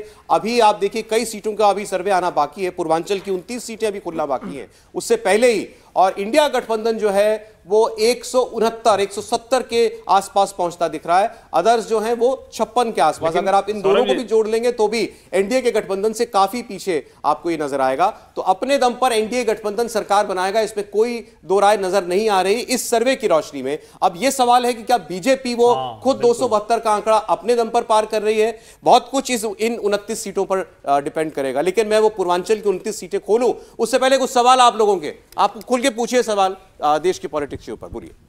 नमस्कार सर, मेरा नाम शिवी है और मेरा सवाल ये है कि अभी हाल ही में विमेन रिजर्वेशन बिल पास हुआ था, तो उसका लोकसभा के चुनाव पे कोई असर देखने को मिल सकता है? कल भी ये सवाल आया था और मैंने जवाब दिया। जैसे देखिए कॉस्मोपॉलिटन जो सिटीज़ है, जैसे दिल्ली हो गया, महाराष्ट्र के कुछ 7-8 सीटें हैं, दिल्ली के जो सीटें हैं, उसके बाद आप पुणे की सीटें ले लीजिए या यूपी में ही आप नोएडा ले लीजिए, गाजियाबाद ले लीजिए, इन सब जगहों पर जरूर इसका प्रभाव पड़ेगा। हालांकि वो डिपेंड करता है कि ये मुद्दा अगले 5-6 महीने में किस तरह डेवलप होते, क्योंकि अदर जो अपोजिशन पार्टी है वो भी इसको अलग एंगल देने की कोशिश करें कि इसमें ओबीसी रिजर्वेशन क्यों नहीं किया गया। तो वो सारी चीजें पैन इंडिया आपको इसका कोई इम्पैक्ट फिलहाल पैन इंडिया असर नहीं है, बट जो कॉस्मोपॉलिटन जगह है वहां पे दिख रहा है। सर मेरा सवाल यह है कि जो अभी इलेक्शन होंगे लोकसभा में, उसमें क्या कीज इशू रहेंगे जो कि गवर्नमेंट जो है फेस करेगी? दूसरा, जो नई गवर्नमेंट आएगी उसमें क्या कौन से ऐसे अपॉर्चुनिटीज़ और चैलेंजेस वो फेस करेंगे, और जो नई पॉलिटिकल पार्टी आएगी वो इन्हें कैसे फेस कर सकती है? पहले आप पहले वाला हिस्सा ले लेते हैं। इस सरकार आज की तारीख में क्या मुद्दे आपको दिखाई दे रहे हैं चुनाव में जाते हुए? प्रमुख मुद्दे क्या हैं? नहीं, मुझे लगता है कि सबसे प्रमुख मुद्दे किसी भी सरकार में जो एक जिसको कहते हैं ना कि शाश्वत मुद्दे हैं, वो महंगाई और बेरोजगारी रहते हैं। लेकिन जब वोट देने जाते हैं तो उस वक्त जाति बहुत मैटर करती है, धर्म बहुत मैटर करता है। 2014 के आसपास से नरेंद्र मोदी की वजह से डेवलपमेंट भी मैटर करता है। आपके आसपास हाईवे बन गया, एयरपोर्ट आ गया, बढ़िया रेलवे स्टेशन आ गया, बढ़िया सड़क बन गई, वो सब भी मैटर करता है। और इस सब के बाद एक बहुत बड़ी चीज मैटर करती है जिसको शायद हम आप नहीं देखते हैं, वो बड़ा वर्ग है जिसको सीधे लाभ मिलता है, जिसको भारतीय जनता पार्टी कहती है ये हमारी लाभार्थी कॉन्स्टिट्यूंसी है। यानी जिसकी जेब में कुछ गया, जिसके घर में कुछ बदलाव हुआ, जिसको छत मिल गई, जिसके घर के आगे नल लग गया, जिसको बिजली मिल गई, वो बहुत ज्यादा। अच्छा, वो वोट 19 में तो पड़ा, उसकी चर्चा भी खूब हुई थी। 24 में भी आप देखते हैं कि ऐसा कोई वोट बैंक इंटैक्ट है बीजेपी के लिए सरकार? देखिए बिल्कुल है। और देखिए जनता को इससे फर्क पड़ता है कि महंगाई कितनी है, आपकी जॉब अपॉर्चुनिटीज़ कितनी है, आपके यहाँ पे कितना विकास हुआ है।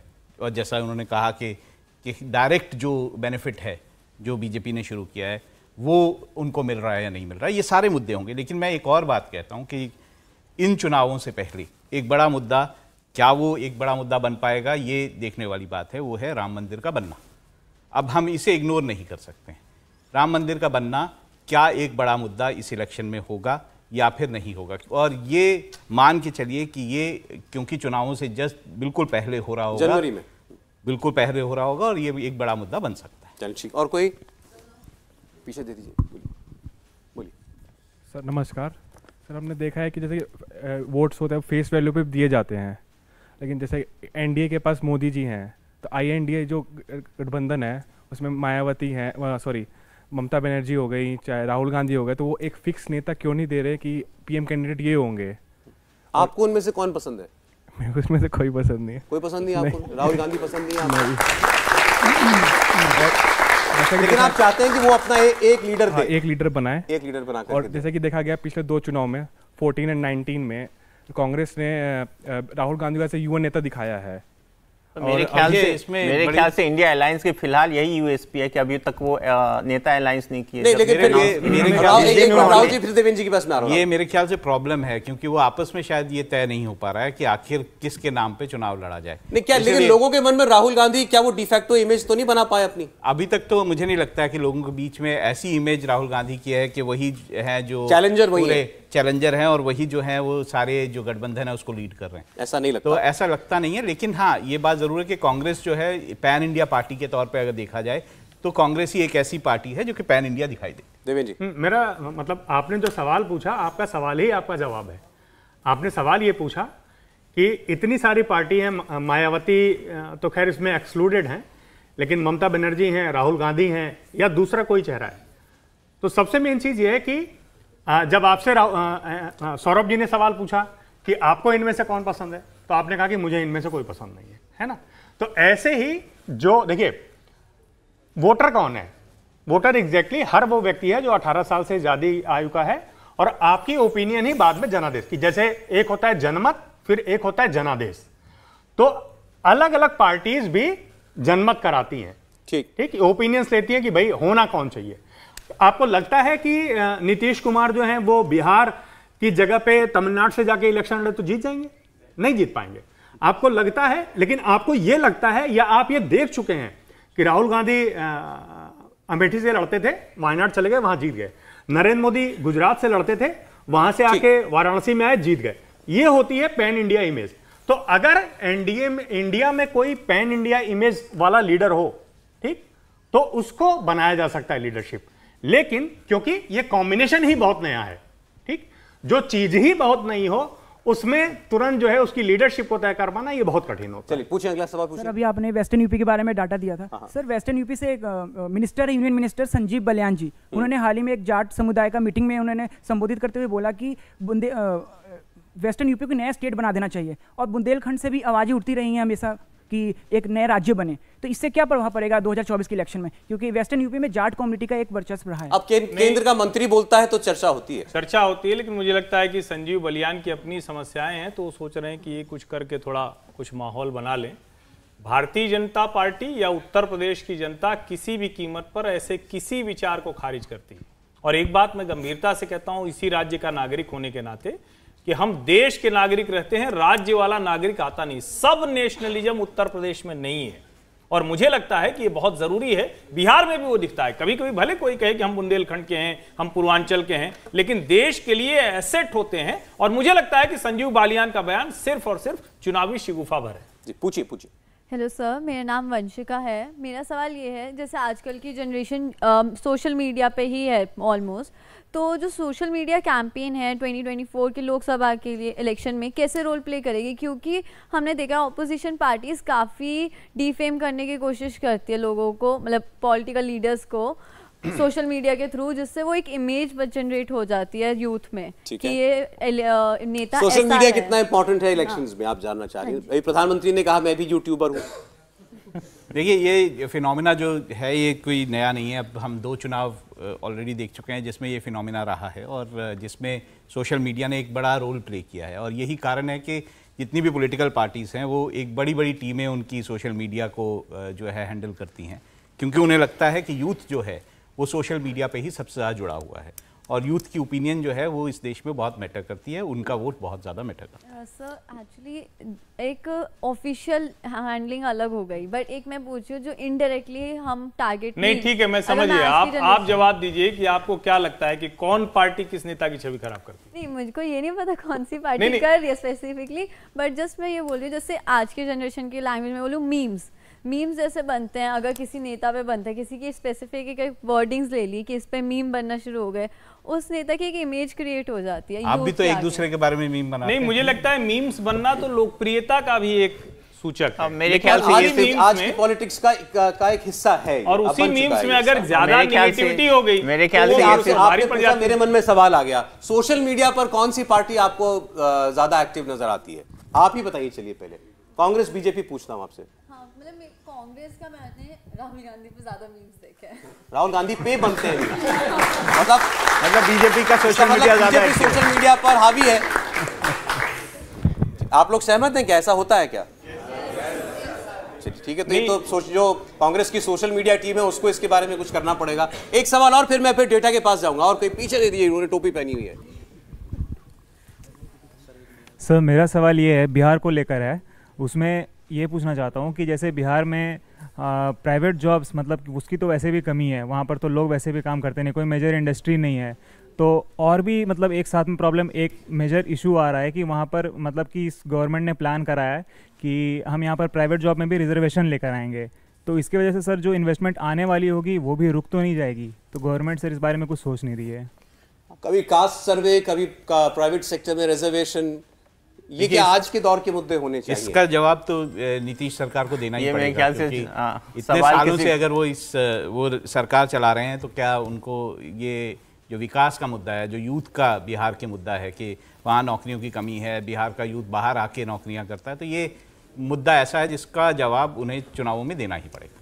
नहीं, और मुझे लगता है कि जो लोग ये नारा लगा रहे हैं जिसकी जितनी संख्या भारी उसकी उतनी हिस्सेदारी, उन्हें एक कुछ उद्योग लगाना चाहिए और उसमें उसी हिस्सेदारी के लिहाज से लोगों को रख कर और मॉडल दिखाना चाहिए। चलिए एक सवाल और ले लेंगे। किनके पास है माइक? दे दीजिए, इनको दे दीजिए माइक। नमस्कार सर अभी आपने पश्चिम उत्तर प्रदेश में दिखाया कि 8 में से 7 सीट जीत रही है बीजेपी जी, लेकिन सर अभी 1 साल पहले श्रीकांत त्यागी प्रकरण हुआ था, उसमें त्यागी ब्राह्मण सब एक साथ होके आ गए थे और बीजेपी की बहुत खिलाफत कर रहे थे, तो सर आपको क्या लगता है कि वो ये रोल निभा पाएगा, इसमें कुछ उलटफेर हो पाएगा इधर सीटों में? नहीं, ऐसे मुद्दे मुझे लगता है कि मुझे ये सब मुद्दे गली नुक्कड़ के मुद्दे ज्यादा हुए। आपको लगता है कि जो त्यागी वाला इशू हुआ था ये जाट आंदोलन से बड़ा है? नहीं बड़ा है ना। जाट आंदोलन का कोई फर्क 2022 के इलेक्शन में आपको रिजल्ट्स में रिफ्लेक्ट हुआ? नाम क्या आपका? मेरा तो सार्थक त्यागी नाम है। इसीलिए सार्थक, आपने बहुत सार्थक सवाल पूछा है, लेकिन बहुत सिंपल सा जवाब है। और कोई सवाल पूछना चाहता है या खत्म हो गए सबके सवाल? चलिए, आपके पास सवाल पे सवाल है, पूछेंगे आप? लो पूछो। मेरा मानना है कि जो कांग्रेस पार्टी है वो युवा नेता राहुल गांधी जी को दिखाती, युवा नेता के लिए उम्र कितनी होनी चाहिए? अरे ऐसा सवाल आपने पूछ डाला है आज। मेरे ख्याल से युवा नेता की उम्र क्या होनी चाहिए? तो मैं यही कहूंगा कि मैं निःशब्द हूं। देखिए, इस पर केवल इतना कहना, ये एक डेटा ही दे सकते हैं आपको कि सरकारी व्यक्ति जो है वो 58 साल की उम्र में रिटायर हो जाता है, उसको हम कहते हैं रिटायर, उसको फिर पेंशन मिलती है, वो घर बैठते हैं। लेकिन किसी की शादी अगर 62 साल तक ना हो तो वो युवा ही रहता है। सर कांग्रेस जी फिर वही कर रहे हैं सर। अभी मेरे साथी ने कहा कि मीम बनेगा। देवेंद्र जी ने जो किया वो फिर मीम बनेगा, मीम मटेरियल सर। तो कांग्रेस के लिए कहते हैं कि सर ना बहुमत मिल रही है ना बहुमत, तो ये सही है, कथन सही है? नहीं, इसके लिए तो किसी कांग्रेस पार्टी के नेता को हमको लाना पड़ेगा आपके जवाब देने के लिए। तो प्रश्न आपके पास नहीं है तो फिर मैं पूर्वांचल का डेटा रख दूं सामने? कहां लीजिए। अच्छा, पूछे। नमस्कार सर, मेरा नाम खुशी है। मेरा क्वेश्चन ये है कि जो अभी हाल ही में सेंसस हुए कास्ट बेस पे बिहार में, तो उसका इलेक्शन पे कुछ इफेक्ट पड़ेगा? ये देखना पड़ेगा कि आगे इस मुद्दे को कैसे कौन सी पॉलिटिकल पार्टी उठाते। अभी जो फाइंडिंग्स आए हैं कास्ट सेंसस के, उसमें देखिए सब हर एक पॉलिटिकल पार्टी के लिए कुछ न कुछ है और अपनी सुविधा के अकॉर्डिंग हर एक पॉलिटिकल पार्टी उसको प्ले कर रही है। जैसे बीजेपी का एक हाथ में लगा कि मुस्लिम की आबादी वहाँ पर बढ़ रही है, मुस्लिम के कुछ उच्च वर्गीय को उसमें ईबीसी में शामिल कर दिया। वैसे ही नीतीश कुमार के लिए है कि वो जितनी आबादी के अनुसार और रिजर्वेशन के बारे में सोचे, तो हर पॉलिटिकल पार्टी के लिए कुछ न कुछ है उसमें, उनको उनकी राजनीति उसकी तरह सूट करेगी। लेकिन देखना होगा कि आने वाले दिनों में उसको लेके किस तरह की पॉलिटिक्स की जाती है और ये मुद्दा कहां आगे तक जा पाता है। बीजेपी भी कोशिश करेगी कि इस मुद्दे से उसको ज्यादा नुकसान ना हो या कोई नुकसान हो या फायदा हो, क्योंकि बीजेपी के पास भी बीजेपी की जो आज के डेट में जो पॉलिटिक्स है ओबीसी पॉलिटिक्स की ही बीजेपी करती है आज के डेट में। तो वो चीजें देखना पड़ेगा कि किस तरह ये मुद्दे आगे बढ़ते हैं। देखिए, इसमें नीतीश कुमार जो है उनको भी जवाब देना पड़ेगा कि जब वो ओबीसी में उन्होंने अति पिछड़ा वर्ग जो है उसे अलग कर दिया, जिसमें 36% उन्होंने बताया कि वो हैं, तो ऐसे में उनको भी ये जवाब देना पड़ेगा कि उस 36% का कितना रिप्रेजेंटेशन उनके अपनी कैबिनेट में है। चलिए तो आइए अब बात करते हैं पूर्वांचल की। पूर्वांचल में 29 सीट हैं और ये सीटें खुलते ही आपके लिए ये सारी सीटें 543 क्लियर हो जाएंगी। आपके सामने मैं रखने जा रहा हूं पूर्वांचल की 29 सीटों का सर्वे। बीजेपी 29 में से 26 सीटें जीतती हुई हमें इस वक्त दिखाई दे रही है। ये भी पूरा स्वीप है। 29 में से 26 सीटें बीजेपी को जाती हुई दिखाई दे रही हैं। एक सीट समाजवादी पार्टी निकाल सकती है, ऐसा हमको लगता है। तो ये 29 सीट का सर्वे है। 2 सीटें अपना दल, तो यानी एनडीए की इसमें 28 है और 1 सीट सपा की है।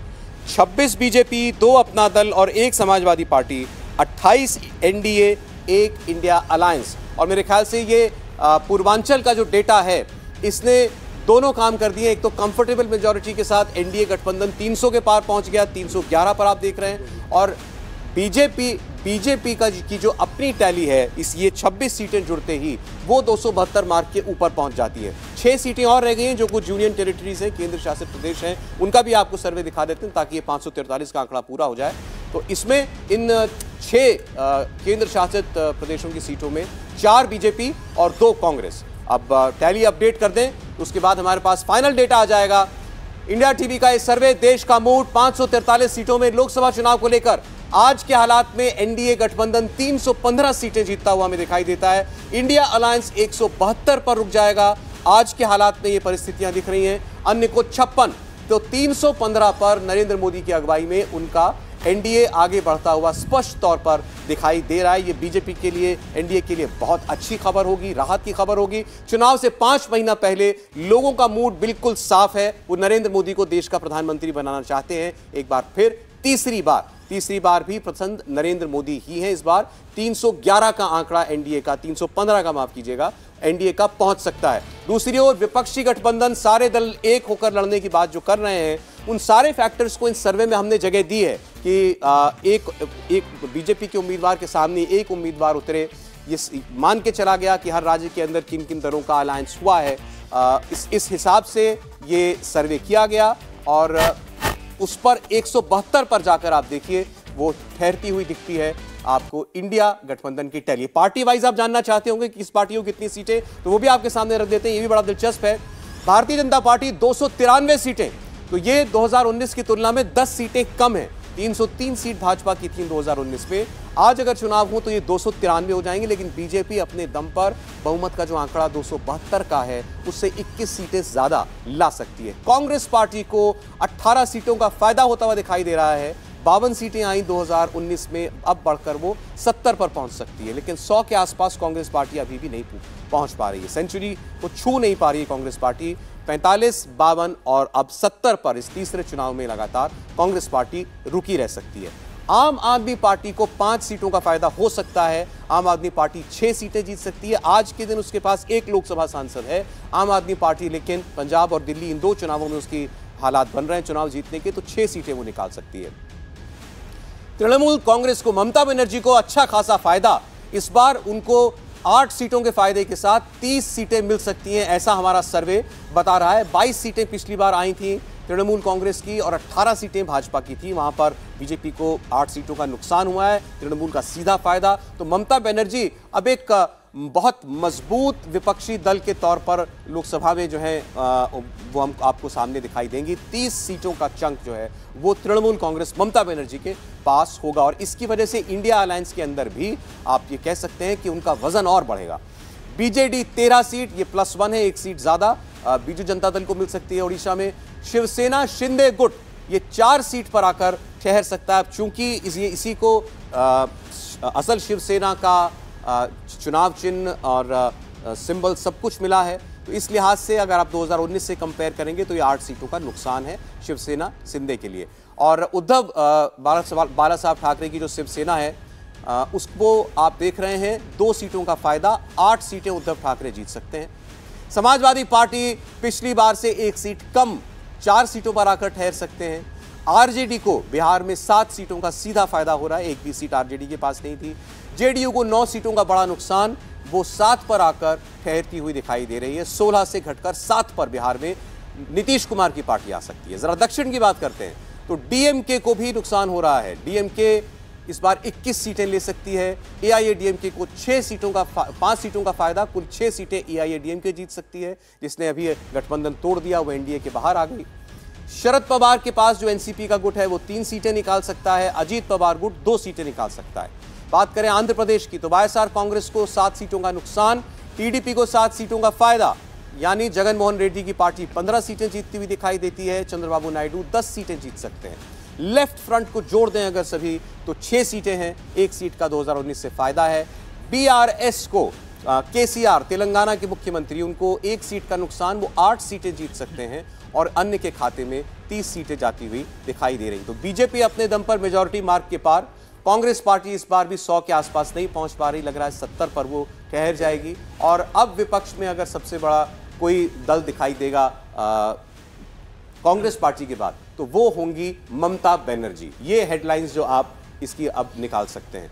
तो ये कमोबेश बता रहा है आपको कि नरेंद्र मोदी जिस लोकप्रियता के साथ 2014 का चुनाव लड़ने आए थे, आज भी उसमें कहीं कोई कटौती नहीं है। देवेंद्र जी। हाँ, मुझे लगता है कि जो अगर 300 से घट के अगर 293 का भी आंकड़ा है तो ये बीजेपी के लिए बहुत ही जिसे कहते हैं सुकून देने वाला आंकड़ा कहा जा सकता है। जब सारा विपक्ष एक है, सारा विपक्ष एक है, एक नए किस्म का अलायंस आया है जो कि 2019 में नहीं था, जिसमें कि मेजर बीजेपी की opponent political party across the state साथ आ रही हैं। कांग्रेस का भी ये मानना है कि बहुत सारे स्टेट में उनकी सरकारें आई हैं राज्यों में, जैसे कर्नाटक अभी एक नया स्टेट है। तो कांग्रेस को ऐसा लगता है कि उसको अपस्विंग मिलना चाहिए। आप 70 सीटों का आंकड़ा दिखा रहे हैं तो वो 50 या 56 से बढ़ के 70 तक अगर आए तो ये उनके लिए बहुत उत्साहजनक तो नहीं कहा जा सकता। तो बीजेपी के लिए ये सर्वे का आंकड़ा जो है वो राहत देने वाला है मेरे विचार से। हर्षवर्धन जी। नहीं, मुझे लगता है कि जिस बात को लेकर बार बार सबसे ज़्यादा चर्चा हो रही थी कि क्या कोई ऐसा डेंट लगेगा कि 272 का एक जो मैजिकल फिगर है उससे नीचे भाजपा रह जाएगी क्या, क्योंकि सारी लड़ाई वही है। एनडीए तो चुनाव में जीत जाएगा, इसको लेकर तो शायद वो जो इंडिया नाम से गठजोड़ बना है उसको भी कोई भ्रम नहीं, लेकिन भारतीय जनता पार्टी को नीचे रोकेंगे। चुनाव के बाद हम ये कोशिश करेंगे कि देखिए भारतीय जनता पार्टी तो बड़ा गड़बड़ कर रही थी, तानाशाही रवैया था, उसकी कोशिश करेंगे तो वो ध्वस्त होती हुई दिख रही है। इसके 2 मायने बड़े सीधे हैं कि आप लोग जो जमीन तैयार कर रहे हैं वो जनता के भरोसे पर नहीं है, दरअसल नरेंद्र मोदी के खिलाफ है। और दूसरा, नरेंद्र मोदी अपना जो एजेंडा चला रहे हैं कम से कम आज की तारीख तक जनता को लगता है कि वो देश का एजेंडा है, देश के हित का एजेंडा है। कांग्रेस पार्टी के लिए क्या कहेंगे? 52 से बढ़कर 70 पहुंचती दिखाई दे रही है। नहीं, मुझे लगता है कि कांग्रेस पार्टी याद कर लें आप राहुल गांधी की भारत जोड़ो यात्रा को भी याद कर लें, इंडिया गठबंधन को लेकर जो प्रयास हुए, और ये कोशिश हो रही है कि बीजेपी के उम्मीदवार के सामने एक ही संयुक्त उम्मीदवार हो, सबके बावजूद नहीं। अगर उसके बावजूद देखिए कांग्रेस को मैं इस कहें कि स्ट्रेटेजी में सफल तब मानूंगा अगर वो 100 के आसपास या 100 के ऊपर जाती हुई दिखे। अगर उससे कम पर रहती है कांग्रेस पार्टी तो इसका सीधा सा मतलब हुआ कि वो सिर्फ और सिर्फ, जिसको हम कई बार कहते हैं ना कि कोई मरीज बहुत खराब स्थिति में है तो उसको इंजेक्शन दे देते हैं, वेंटिलेटर लगा देते हैं, कृत्रिम तरीके से उसको जिंदा करना, मजबूत करना। कांग्रेस फिलहाल अगर 70 के आसपास दिख रही तो वही स्थिति है। एक पैन इंडिया पार्टी का ये हश्र, वो भी ये तीसरा चुनाव होगा, 44, 52, 53 और फिर 70, तो मुझे लगता है बेहद निराशाजनक है। उनको नए सिरे से सोचना चाहिए कि क्या कर सकते हैं। राहुल जी, देखिए आपने तृणमूल कांग्रेस की बात की है। तृणमूल कांग्रेस पश्चिम बंगाल में जिस तरह की स्थितियां रही हैं, चुनावों में जिस तरह की हिंसा हुई है, जिस तरह से बीजेपी और आरएसएस ने वहां काम किया है ग्राउंड पे, क्या सच में तृणमूल कांग्रेस ये सीटें लोकसभा में निकाल पाएगी? ये एक बहुत ही डाउटफुल ये 30 आपको ज्यादा लग रही है? मुझे ये लगता है कि तृणमूल कांग्रेस शायद इतना आंकड़ा ना ले पाए। अच्छा। और मुझे ये भी लगता है कि पश्चिम बंगाल में बीजेपी लोकसभा में काफी अच्छा प्रदर्शन करेगी। 18 थे पिछली बार, सर्वे कह रहा है 10, तो आप कहते हैं कम से कम अपनी जो पिछली परफॉर्मेंस है उसके आसपास पहुंच जाए? मुझे लगता है। आपको उम्मीद है इसकी? ठीक। और क्या विपक्ष की स्ट्रैटेजी के लिए क्या कहेंगे? राहुल गांधी का इतना एफर्ट, इतनी यात्रा और उसके बाद इंडिया अलायंस बनाने की तैयारी, उस सब के बावजूद अगर आप यही पा रहे हैं तो क्या बता रहा है? कहीं देखिए ये गलत जगह प्रयास हो रहे हैं? देखिए बहुत ज्यादा इस पर निर्भर करेगा कि जो ये अलायंस बना है उसमें सीट डिस्ट्रीब्यूशन कैसे होता है, किस पार्टी को किस जगह पे सीट दी जाती है। देखिए ये बात अभी से जो ये अलायंस बना है उसमें होने लग गई है कि विनिंग कैंडिडेट्स जो हैं उन्हें सीटें दी जानी चाहिए, पर क्या ये बात सभी जो दल हैं वो मानेंगे? क्योंकि ज़्यादातर देखा ये गया है कि इस तरह के ऑपोजिशन अलायंस में जो पार्टियां हैं अपनी तरफ से सीटें छोड़ने के लिए तैयार नहीं होती हैं, पर क्या अगर विनिंग कैंडिडेट एक क्राइटेरिया बनता है और क्या ये सारे ऑपोजिशन पार्टीज उसको लेके मानेंगी, तो शायद बीजेपी को ये अलायंस जो है कुछ टक्कर दे पाएगा। चले, तो अभी आपके सामने जो हमने सर्वे रखा वो साफ ये बता रहा है कि आज के हालात में चुनाव हो जाएं तो जनता का मूड ये है कि वो देश में एक बार फिर नरेंद्र मोदी को प्रधानमंत्री बनाना चाहती है। तीसरी बार देश की बागडोर वो नरेंद्र मोदी को देना चाहती है और अपने आशीर्वाद में कोई खास कटौती भी नहीं कर रही है। जो फिगर्स आए थे 2014 में, 19 में, उसके ही आसपास 2019 में 303 सीटें हम आपको बता रहे हैं। बीजेपी अपने दम पर 293 सीटें आज की परिस्थितियों में जीत सकती है और एनडीए खुद पूरा जो ग्रुप है वो 315 के पार जा सकता है और विपक्ष के खाते में कुछ ज्यादा ऐड होता हुआ नहीं दिखाई दे रहा। सर्वे कह रहा है ममता बनर्जी अब नंबर 3 पार्टी बन जाएंगी बीजेपी कांग्रेस के बाद। कांग्रेस पार्टी लेकिन अब जो ट्रिपल फिगर है उसको नहीं छू पा रही है, 100 के आसपास नहीं पहुंच पा रही है। हमारा आंकलन है 70 पर पहुंचकर रुक जाएगा कांग्रेस पार्टी का ग्राफ। तो ये आपके सामने इंडिया की आवाज आज का सर्वे, इसके हालात हैं। आगे इस पर हम चर्चा करेंगे कि वे कौन सी परिस्थितियां हो सकती हैं, आने वाले वक्त में चुनाव होने वाले हैं, उनके नतीजे क्या अभी इस वक्त आप जो सर्वे देख रहे हैं इसके नतीजों को बदलने का दम रखती हैं। लौटते हैं ब्रेक के बाद। 2024 का ओपिनियन पोल, देश की आवाज, इंडिया टीवी, सीएनएक्स ने यह सर्वे आपके सामने रखा।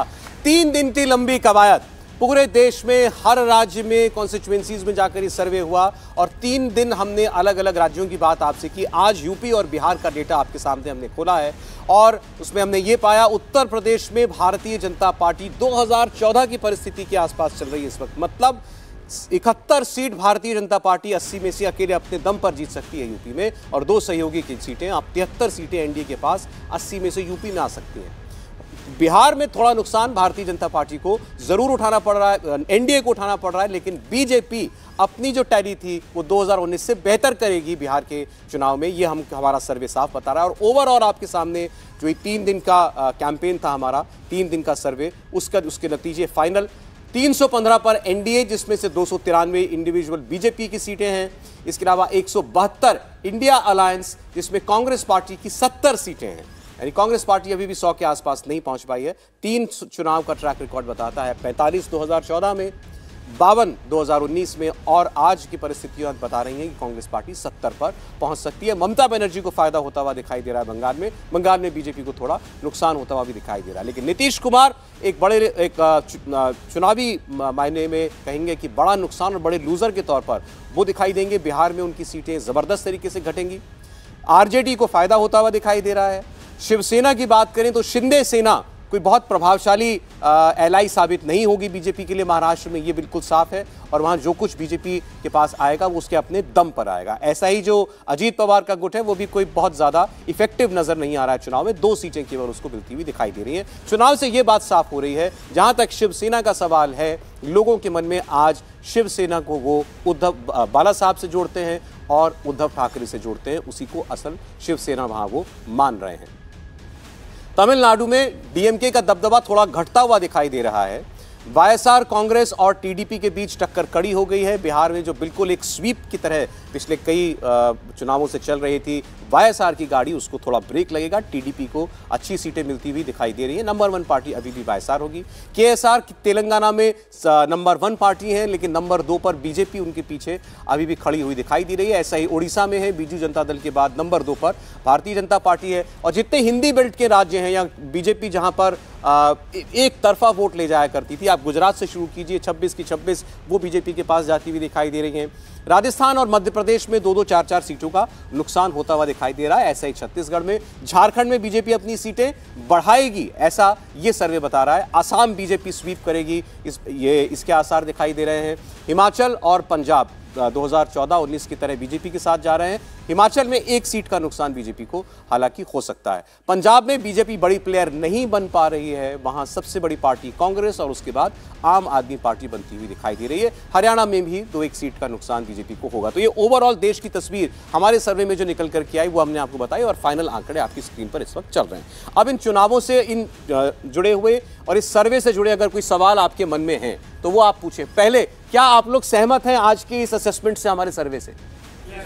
लगता है आपको कि आज देश का मूड यही है कि नरेंद्र मोदी तीसरी बार प्रधानमंत्री बने? चलिए, अब आपके पास माइक है, सवाल पूछ सकते हैं आप। जी, किनके पास है माइक? हाँ, पूछिए। नमस्कार सर, मेरा नाम गार्गी है एंड मेरा ये सवाल है कि क्या बेरोजगारी का मुद्दा आने वाले इलेक्शन में 2024 के राजनीतिक पार्टियों के लिए चुनौतीपूर्ण होगा या नहीं? मेरे ख्याल से देखिए, महंगाई और बेरोजगारी एक मुद्दा ज़रूर है। लोगों के बीच में इस तरह की चर्चा ज़रूर होते हैं, लेकिन इस मुद्दे पे जनरली वोटिंग होती नहीं है। वोटिंग हो तो बहुत अच्छी बात है, लेकिन एक इससे दूसरी तरफ बात है। देखिए, अपोजिशन भी महंगाई और बेरोजगारी के मुद्दा उठाते हैं, लेकिन वोटरों के बीच में एक तरह का होता है कि किस लीडर के पास इंटेंशन है इस इशू को सॉल्व करने के लिए। उसमें नरेंद्र मोदी सबसे बड़े नेता उभरते हैं। शायद इसीलिए ये जो 2 बड़े मुद्दे हैं, चुनाव दर चुनाव, इनको अफेक्ट नहीं करती। उसको अगर वो इसको मुद्दा मानती भी है जनता, तो ये देखती है कि इसको दूर कौन कर सकता है। बिल्कुल, इंटेंशन जो है किस नेता तो के आज पास नरेंद्र मोदी में ही वो इंटेंशन दिखाई दे रही। जी, अब और माइक दाम पूछिए। सर, जैसे अभी मणिपुर में केस हुआ था या इंडिया में जो भी लड़कियों के साथ केसेस हो रहे हैं, तो आपको क्या लगता है करंट गवर्नमेंट पे उसकी क्या इमेज बन रही है? राहुल जी, देखिए, ये जहाँ तक मणिपुर का सवाल है वो राज्य तक सीमित इशू है, वहाँ पे हुआ ऐसा। जहाँ तक सुरक्षा का सवाल है, लॉ एंड ऑर्डर का सवाल है, ये एक बड़ा मुद्दा किसी भी राज्य में होता है और किसी भी इलेक्शन में होता है। जैसे अभी एक सवाल किया कि महंगाई क्या एक मुद्दा होता है, तो हम सब जानते हैं, आप भी पढ़ते होंगे कि वर्ल्ड ओवर रिसेशन आ रहा है। रिसेशन आएगा तो उससे इन्फ्लेशन बढ़ेगा तो महंगाई बढ़ेगी। अगर एक लेवल तक जो है महंगाई सीमित रहती है तो वो शायद मुद्दा नहीं बन पाता है, लेकिन अगर महंगाई बहुत ज़्यादा होती है, हमने देखा है प्याज के मुद्दों पर सरकारें जाते हुए, हमने देखा है कि अलग अलग इन्फ्लेशन के मुद्दों को उठते हुए इलेक्शंस में, तो अगर एक बड़े लेवल पर इन्फ्लेशन बढ़ता है तो ये एक बड़ा मुद्दा हो सकता है। लेकिन आज के हालात दिन में ये मुद्दे नहीं है, मतलब उस स्तर पर मुद्दे नहीं है कि जनता किसी सरकार को गिराए या बनाए, ऐसा मुद्दा नहीं। एक इसमें जरूरी आंकड़ा है, महंगाई के मुद्दे पर नरेंद्र मोदी की सरकार ने स्वतंत्रता के बाद सबसे बेहतर काम किया है। और अगर हम करंट में कहें कि तुलना किससे करते हैं, भाई हमारे ठीक बगल में जो है, हमारे आगे पीछे जो है, तो ठीक पहले की जो 10 साल की यूपीए सरकार है उसमें औसत जो महंगाई रहती थी और यूपीए 2 में तो 10% एबव रही। और भारतीय जनता पार्टी नरेंद्र मोदी के पूरे इस शासनकाल में अगर कोविड काल निकाल दें तो 6% का जो आरबीआई का स्टेटेड लक्ष्य है, टारगेटेड जिसको हम बोलते हैं, वो इन्फ्लेशन रेट कामयाबी से उसको हासिल किया है। कुछ समय सीजनल, कभी सब्जी हो गई, कभी कुछ और हो गया, वो अलग बात हो, वरना इस सरकार ने उस पर बहुत अच्छा काम किया है। अरे मेरा सवाल आपसे ये, इस डेटा को देखने के बाद विपक्ष की तरफ से राहुल गांधी कहां फेल हो रहे हैं, क्या चीज मिस कर रहे हैं राहुल गांधी? क्योंकि मेहनत तो वो खूब कर रहे हैं। बहुत, मुझे लगता है कि ये सबसे महत्वपूर्ण सवाल है। और वैसे तो कहा जाता है कि राहुल गांधी और कांग्रेस किसी की सुनते नहीं, लेकिन फिर भी सुन लेंगे तो लाभ में रहेंगे। कभी भी आपको अपना आधार बढ़ाना है तो करना क्या है, एक तो आपके साथ जो लोग खड़े हैं उनको आप मजबूती से पकड़ कर रखें। लेकिन अगर सिर्फ और सिर्फ उन्हीं पे सारी एक्सरसाइज करते रहेंगे, जैसे आपके 4 दोस्त हैं, सुबह निकले, पान की दुकान पे गए, लौट के आए घर, सुबह निकले कॉलेज गए लौट के आए घर, सुबह निकले बाजार में गए सामान खरीद के आए लौट के आए घर। तो आप सारा काम कर रहे हैं, लेकिन उन्हीं 4 लोगों के साथ सारा काम कर रहे हैं। भारतीय जनता पार्टी ने अपने परंपरागत मतदाता समूह से बाहर जाकर गालियां खाने के बाद, लगातार विरोध के बावजूद उनको अपने साथ जोड़ने का काम किया। अभी भी आप देखिए, पूरा जो इंडिया नाम का अलायंस है वो कहां एक्सरसाइज कर रहा है, वहीं कर रहा है जहां पहले से ही उसके पास वोट है। हां, उसमें वो लड़ रहे हैं कि ये वाला मुस्लिम वोट थोड़ा सा मेरे पास आ जाए, अच्छा यहां ये वोट मेरे पास आ जाए। यानी उन्होंने सेकुलर जो एक तय कर लिया है, उस वोट बैंक के आगे वो निकल नहीं रहे। और दूसरा, आप अपने जो सरकारें हैं, जो स्टेट में गवर्नमेंट है, उनसे कुछ नया मॉडल दे रहे हैं क्या? कोई मॉडल दे रहे हैं ना, जाति सर्वे। मैं यही कह रहा हूं, जाति सर्वे। मैं कह रहा हूं कि ये सचमुच देश के लोगों को पता नहीं है ये लोग किस तरह से ले रहे हैं। नौजवान कितना भी अब बात करे, अब उस तरह से जाति के आधार पर वोट नहीं डालता है। जाति उसको बिल्कुल दिखती है, लेकिन जाति में भी दिख रही थी, ये भी तो पिछड़ी जाति का प्रधानमंत्री है, ये भी तो पिछड़ी जाति का मुख्यमंत्री, जो भारतीय जनता पार्टी का है। देखिए, राहुल गांधी के साथ जो दिक्कत है वो ये है कि वो हमेशा से एक नॉन सीरियस पॉलिटिशियन की तरह सामने आए और उस छवि को शायद वो सुधार नहीं पाए। जबकि अगर उनके उसमें कंपटीशन में देखा जाए तो प्रधानमंत्री नरेंद्र मोदी एक तो पूरी तरह से नीचे से जो है पॉलिटिक्स करके ऊपर आए हैं, और दूसरा फुल टाइम पॉलिटिशियन है, वो हमेशा से पूरी तरह से पॉलिटिक्स में ही रहे हैं और पॉलिटिक्स ही करना चाहते हैं। तो ऐसे में एक जो छवि है दोनों की वो बहुत अलग है, और ऐसे में नरेंद्र मोदी की छवि बहुत ज्यादा भावी आप आज भी राहुल गांधी को part time politician, non serious politician मानते हैं? मैं अब भी ये मानता हूं कि राहुल गांधी उस तरह से एक पॉलिटिशियन के तौर पर, सीरियस पॉलिटिशियन के तौर पर नहीं उभर के आते। ये क्यों? लेकिन ये अब और क्या एक्सपेक्ट कर रहे हैं आप? देखिए, उसमें बहुत सारे उन्होंने क्या पूरी पार्टी में को एनर्जाइज करने के लिए यात्रा निकाली, इंडिया अलायंस में वो कहीं कोई दरार ना पड़े, राहुल गांधी लीड रोल नहीं लेना चाहते, ऐसा उनकी पार्टी बार बार कहती है। क्या और क्या अपेक्षा है उनसे? देखिए, अपेक्षा बहुत सारी हैं कि जब कोई बड़ा इशू होता है तो राहुल गांधी वहां पर गायब हो जाते हैं कई बार। ये मैं मानता हूं कि ऐसे में एक जो सीजन पॉलिटिशियन होता है वो उस मुद्दे को पकड़ता है, अपनी पार्टी को उस मुद्दे के साथ जोड़ता है और आगे लेके जाता है, जो कि कहीं ना कहीं उनमें लैकिंग है। देवेंद्र जी, ऑपोजिशन की स्ट्रैटेजी में कहीं कोई कमी है और राहुल गांधी में क्या कमी दिख रही है? नहीं, दोनों ही चीज़ें हैं। अपोजिशन, पहली बात तो किन पार्टियों का बन रहा है, उनकी पॉलिटिकल हिस्ट्री अलायंस की क्या रही है, उन्होंने कब मिलके किसी मुद्दे को एक साथ पार्लियामेंट में उठाया है। आप अगर देखें तो 2014 से लेके 2023 चल रहा है, अभी 10 साल हो जाएंगे जो गवर्नमेंट चल रही है अभी सेंटर में। आपको कोई मुद्दा संभवतः ऐसा याद नहीं आएगा जो बड़े प्रभावी तरीके से कांग्रेस जो है वो बीजेपी के खिलाफ उठाने में सफल हो सकी। मुद्दा किस तरीके का कि जैसे अभी यहाँ पे तमाम लोगों ने ये पूछा कि महंगाई कोई मुद्दा क्यों नहीं बन पाता या बेरोजगारी कोई मुद्दा क्यों नहीं बन पाता। आप महंगाई की जब बात करते हैं तो महंगाई बहुत बड़ा कारण इससे भी होती है कि एक तो होता है सीजनल महंगाई होती है, दूसरा होता है कि अगर भ्रष्टाचार के कारण महंगाई बढ़ सकती है, कि अगर बहुत बड़े सोर्सेज ऐसे हों जिन पे कुछ ही लोग बैठे हुए हों और सही तरीके से चीज़ों का डिस्ट्रीब्यूशन ना हो रहा तो महंगाई बढ़ेगी। बीजेपी ने ये मौका दिया नहीं है कांग्रेस को 2014 से लेके अभी तक में कि वो उसके भ्रष्टाचार को उजागर कर सके। आप ऐसे देखिए कि ऐसा नहीं हुआ है कि 2014 से लेके 2023 के बीच में बीजेपी स्टेट्स में इलेक्शन नहीं हारी है, वो अलग अलग स्टेट्स में इलेक्शन हारी है, वहां पे कांग्रेस ने ही उसको हराया है। आप बड़े स्टेट्स में ले सकते हैं, अभी रिसेंट में ले लीजिए कर्नाटक में बीजेपी हारी है, तो उसका कारण क्या था? वहां पे कांग्रेस ये दिखाने में कामयाब रही कि बीजेपी को एग्जैक्टली प्रॉब्लम क्या है। वहां पे पे सीएम करके उन्होंने एक कैंपेन छेड़ा जो कि बहुत ही ज्यादा चर्चा में रहा और सीएम की जिसे कहते हैं कि उससे बड़ी फजीहत हुई। तो एक तो यह है कि कांग्रेस को एक पार्टी के रूप में बीजेपी के जो निगेटिव्स हैं उनको बहुत कंसिस्टेंटली दिखाना चाहिए। दूसरा यह है कि 543 में से कांग्रेस को मिनिमम जिसे कहते हैं कि 200 सीटें ऐसी हैं कि जिसपे वो सीधे सीधे फ्रंट रनर के रूप में बीजेपी के सामने दिखाई दे। तो मुझे लगता है कि मुद्दे दिखाने में केंद्र के स्तर पे, कि केंद्र सरकार के स्तर पे मुद्दे दिखाने में बीजेपी के खिलाफ वो नाकामयाब रही है। और दूसरा कि कांग्रेस और बीजेपी की जो लीडरशिप है, टॉप लीडरशिप है, नरेंद्र मोदी वर्सेस राहुल गांधी, उसमें बहुत ये हमेशा पोस्ट किया गया और वो मिसमैच है बिल्कुल कि वो ये हो ही नहीं सकता कि बड़ा स्वतः स्फूर्त किस्म का। एक सवाल है और हो गई तो सर डिसइन्वेस्टमेंट तो बढ़ गया ना, रेवेन्यू एक्सपेंडिचर ज़्यादा हो गया और कैपिटल एक्सपेंडिचर कम हो गया, तो जितने भी रुपए आ रहे हैं वो फ्री की योजना पे डाले जा रहे हैं। और ये कई बार मैं आपको अभी खबर भी डाल दो, भूपेश बघेल ने बोला कि प्रधानमंत्री आए, स्टील प्लांट लगाया छत्तीसगढ़ के अंदर और लगा है, और उसके साथ ही उसको विनिवेश के लिए भी लगा दिया। नहीं, मैं सबसे पहले तो ये कि आप चूंकि आप लोग नौजवान हैं तो पढ़ा कीजिए, कैपिटल एक्सपेंडिचर का मतलब क्या है? जो मतलब कोई आधारभूत संरचनाओं में सरकार जो खर्च करती है उसको कैपेक्स या कैपिटल एक्सपेंडिचर कहते हैं, जो नरेंद्र मोदी की सरकार में लगातार बढ़ा है। रिकॉर्ड सरकार का इन्वेस्टमेंट है, जो जिसको हम कहते हैं ना कि इंफ्रास्ट्रक्चर प्रोजेक्ट पे, उसको कैपिटल एक्सपेंडिचर कहते हैं। दूसरा है डिसइन्वेस्टमेंट यानी विनिवेश। विनिवेश क्या है? इस देश में जो कंपनियां सिक हो गई हैं, जो कंपनियां रेवेन्यू नहीं दे सकती हैं, रिटर्न ऑन इन्वेस्टमेंट नहीं दे सकती, उनको रखना चाहिए क्या?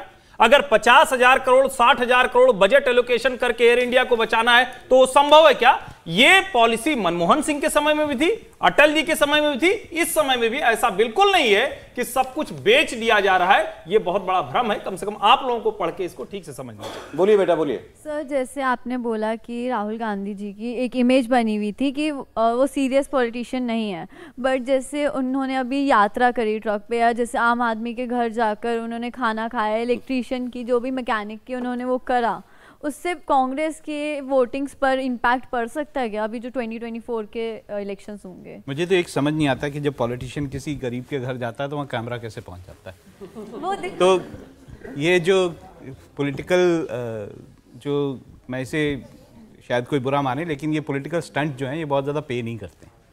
देखिए, ग्राउंड लेवल पर पॉलिटिक्स किया जाना, ग्राउंड लेवल पर, चलिए हम यही बात करते हैं कि एक आदमी एक पॉलिटिशियन कैसे बनता है।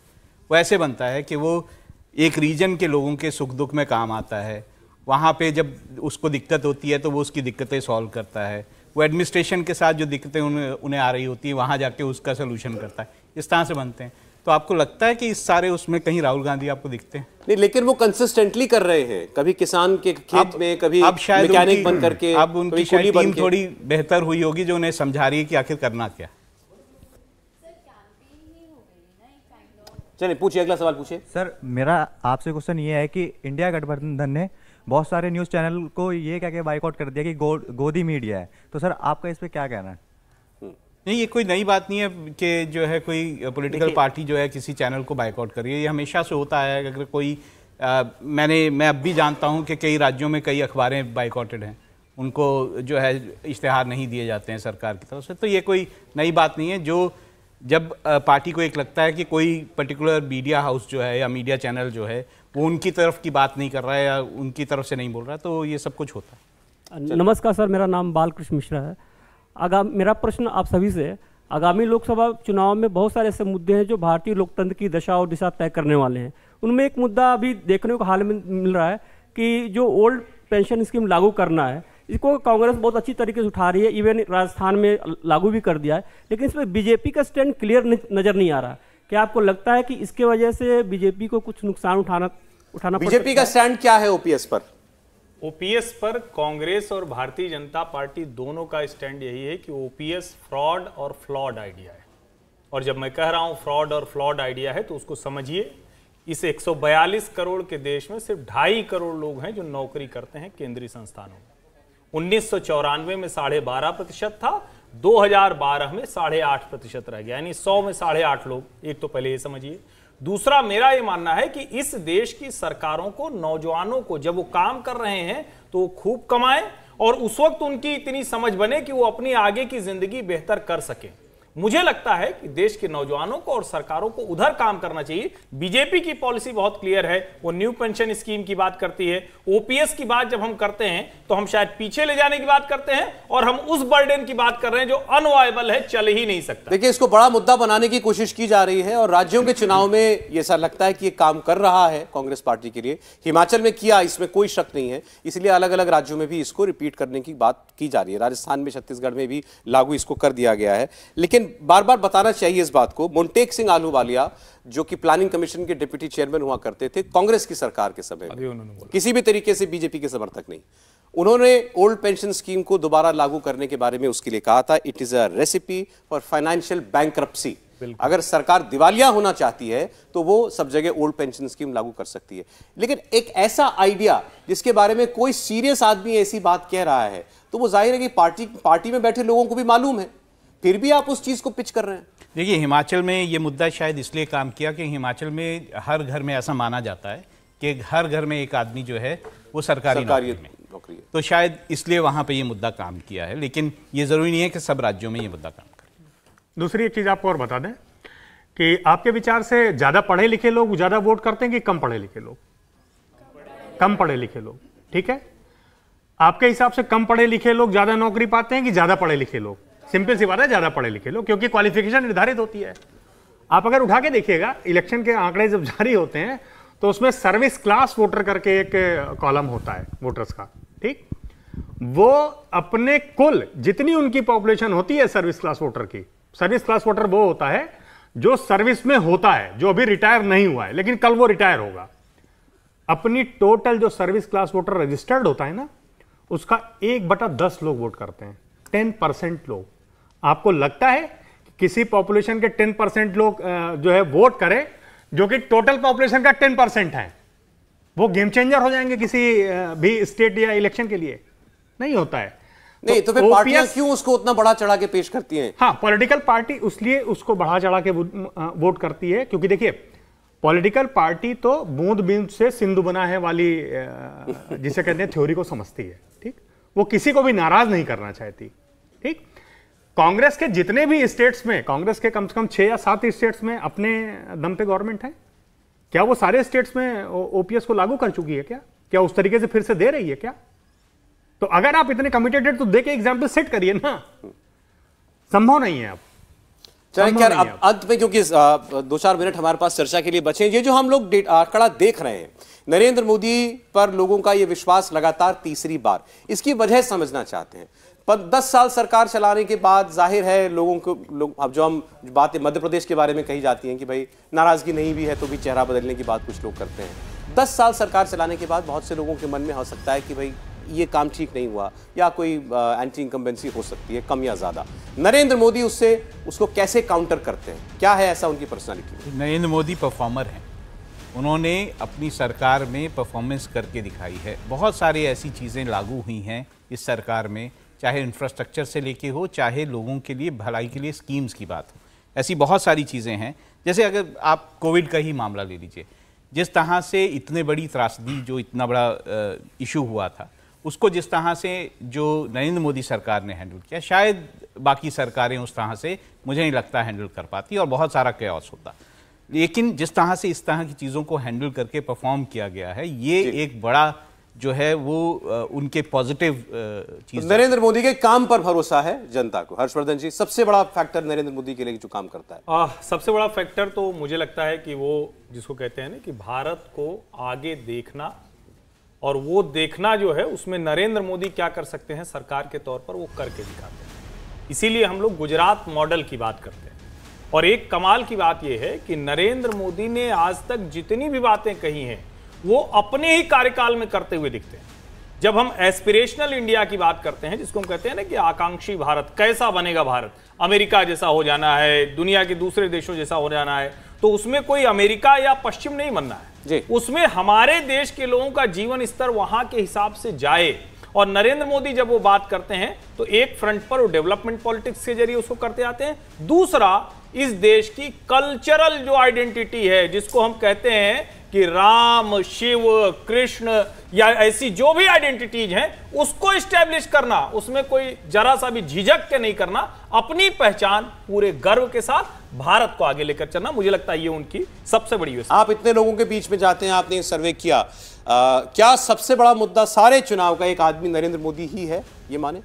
देखिए, एक तो सबसे बड़ी बात है कि प्रधानमंत्री जी का जो अपना वोटर्स के साथ जो कनेक्ट है ना, वो सबसे ज़्यादा इंपॉर्टेंट रोल प्ले करती है। आप देखेंगे लगभग 50 से 60 करोड़ जो लाभार्थी वर्ग हैं, जो प्राइम मिनिस्टर मोदी गवर्नमेंट या बीजेपी के और जो गवर्नमेंट है उससे लाभार्थी हुए, और उसको बार बार रिकनेक्ट भी करता। आप देखेंगे प्रधानमंत्री बार बार रिव्यू करते रहते अपने पॉलिसीज़ का, इन सब का, उनसे इंटरेक्ट करते हैं। तो एक ये सबसे बड़ा एक्स फैक्टर है कि उनको वो फ़ायदा ही नहीं पहुंचाते, बल्कि उनके साथ लगातार कांटेक्ट में भी रहते, तो उनका एक बड़ा फैक्ट है। दूसरा, ऑपोजिशन का पूरा गेम प्लान देखिए तो उनको कोई बड़ा एक ऐसा इशू नहीं सामने लेकर आ रहे, बल्कि उनको मोदी जी को हराने के लिए मेन उसका एक है कि बस कहीं अलायंस कर लो, शायद उससे जीता जा सकता है, उससे बात हो बस। तो उनकी सारी की सारी फोकस है, सारी की सारी एनर्जी है अलायंस बनाने पे, और उस अलायंस के दम पे आपने देखा 4-5 बड़े एग्जाम्पल हैं कि अलायंस के दम पे किसी चुनाव को पलट देना शायद मुश्किल है, वो भी लोकसभा चुनाव में। असेंबली में हो सकता है, लोकसभा में मुश्किल। आज वक्त इतना ही था, लेकिन ये सर्वे हमने आपके सामने रखा।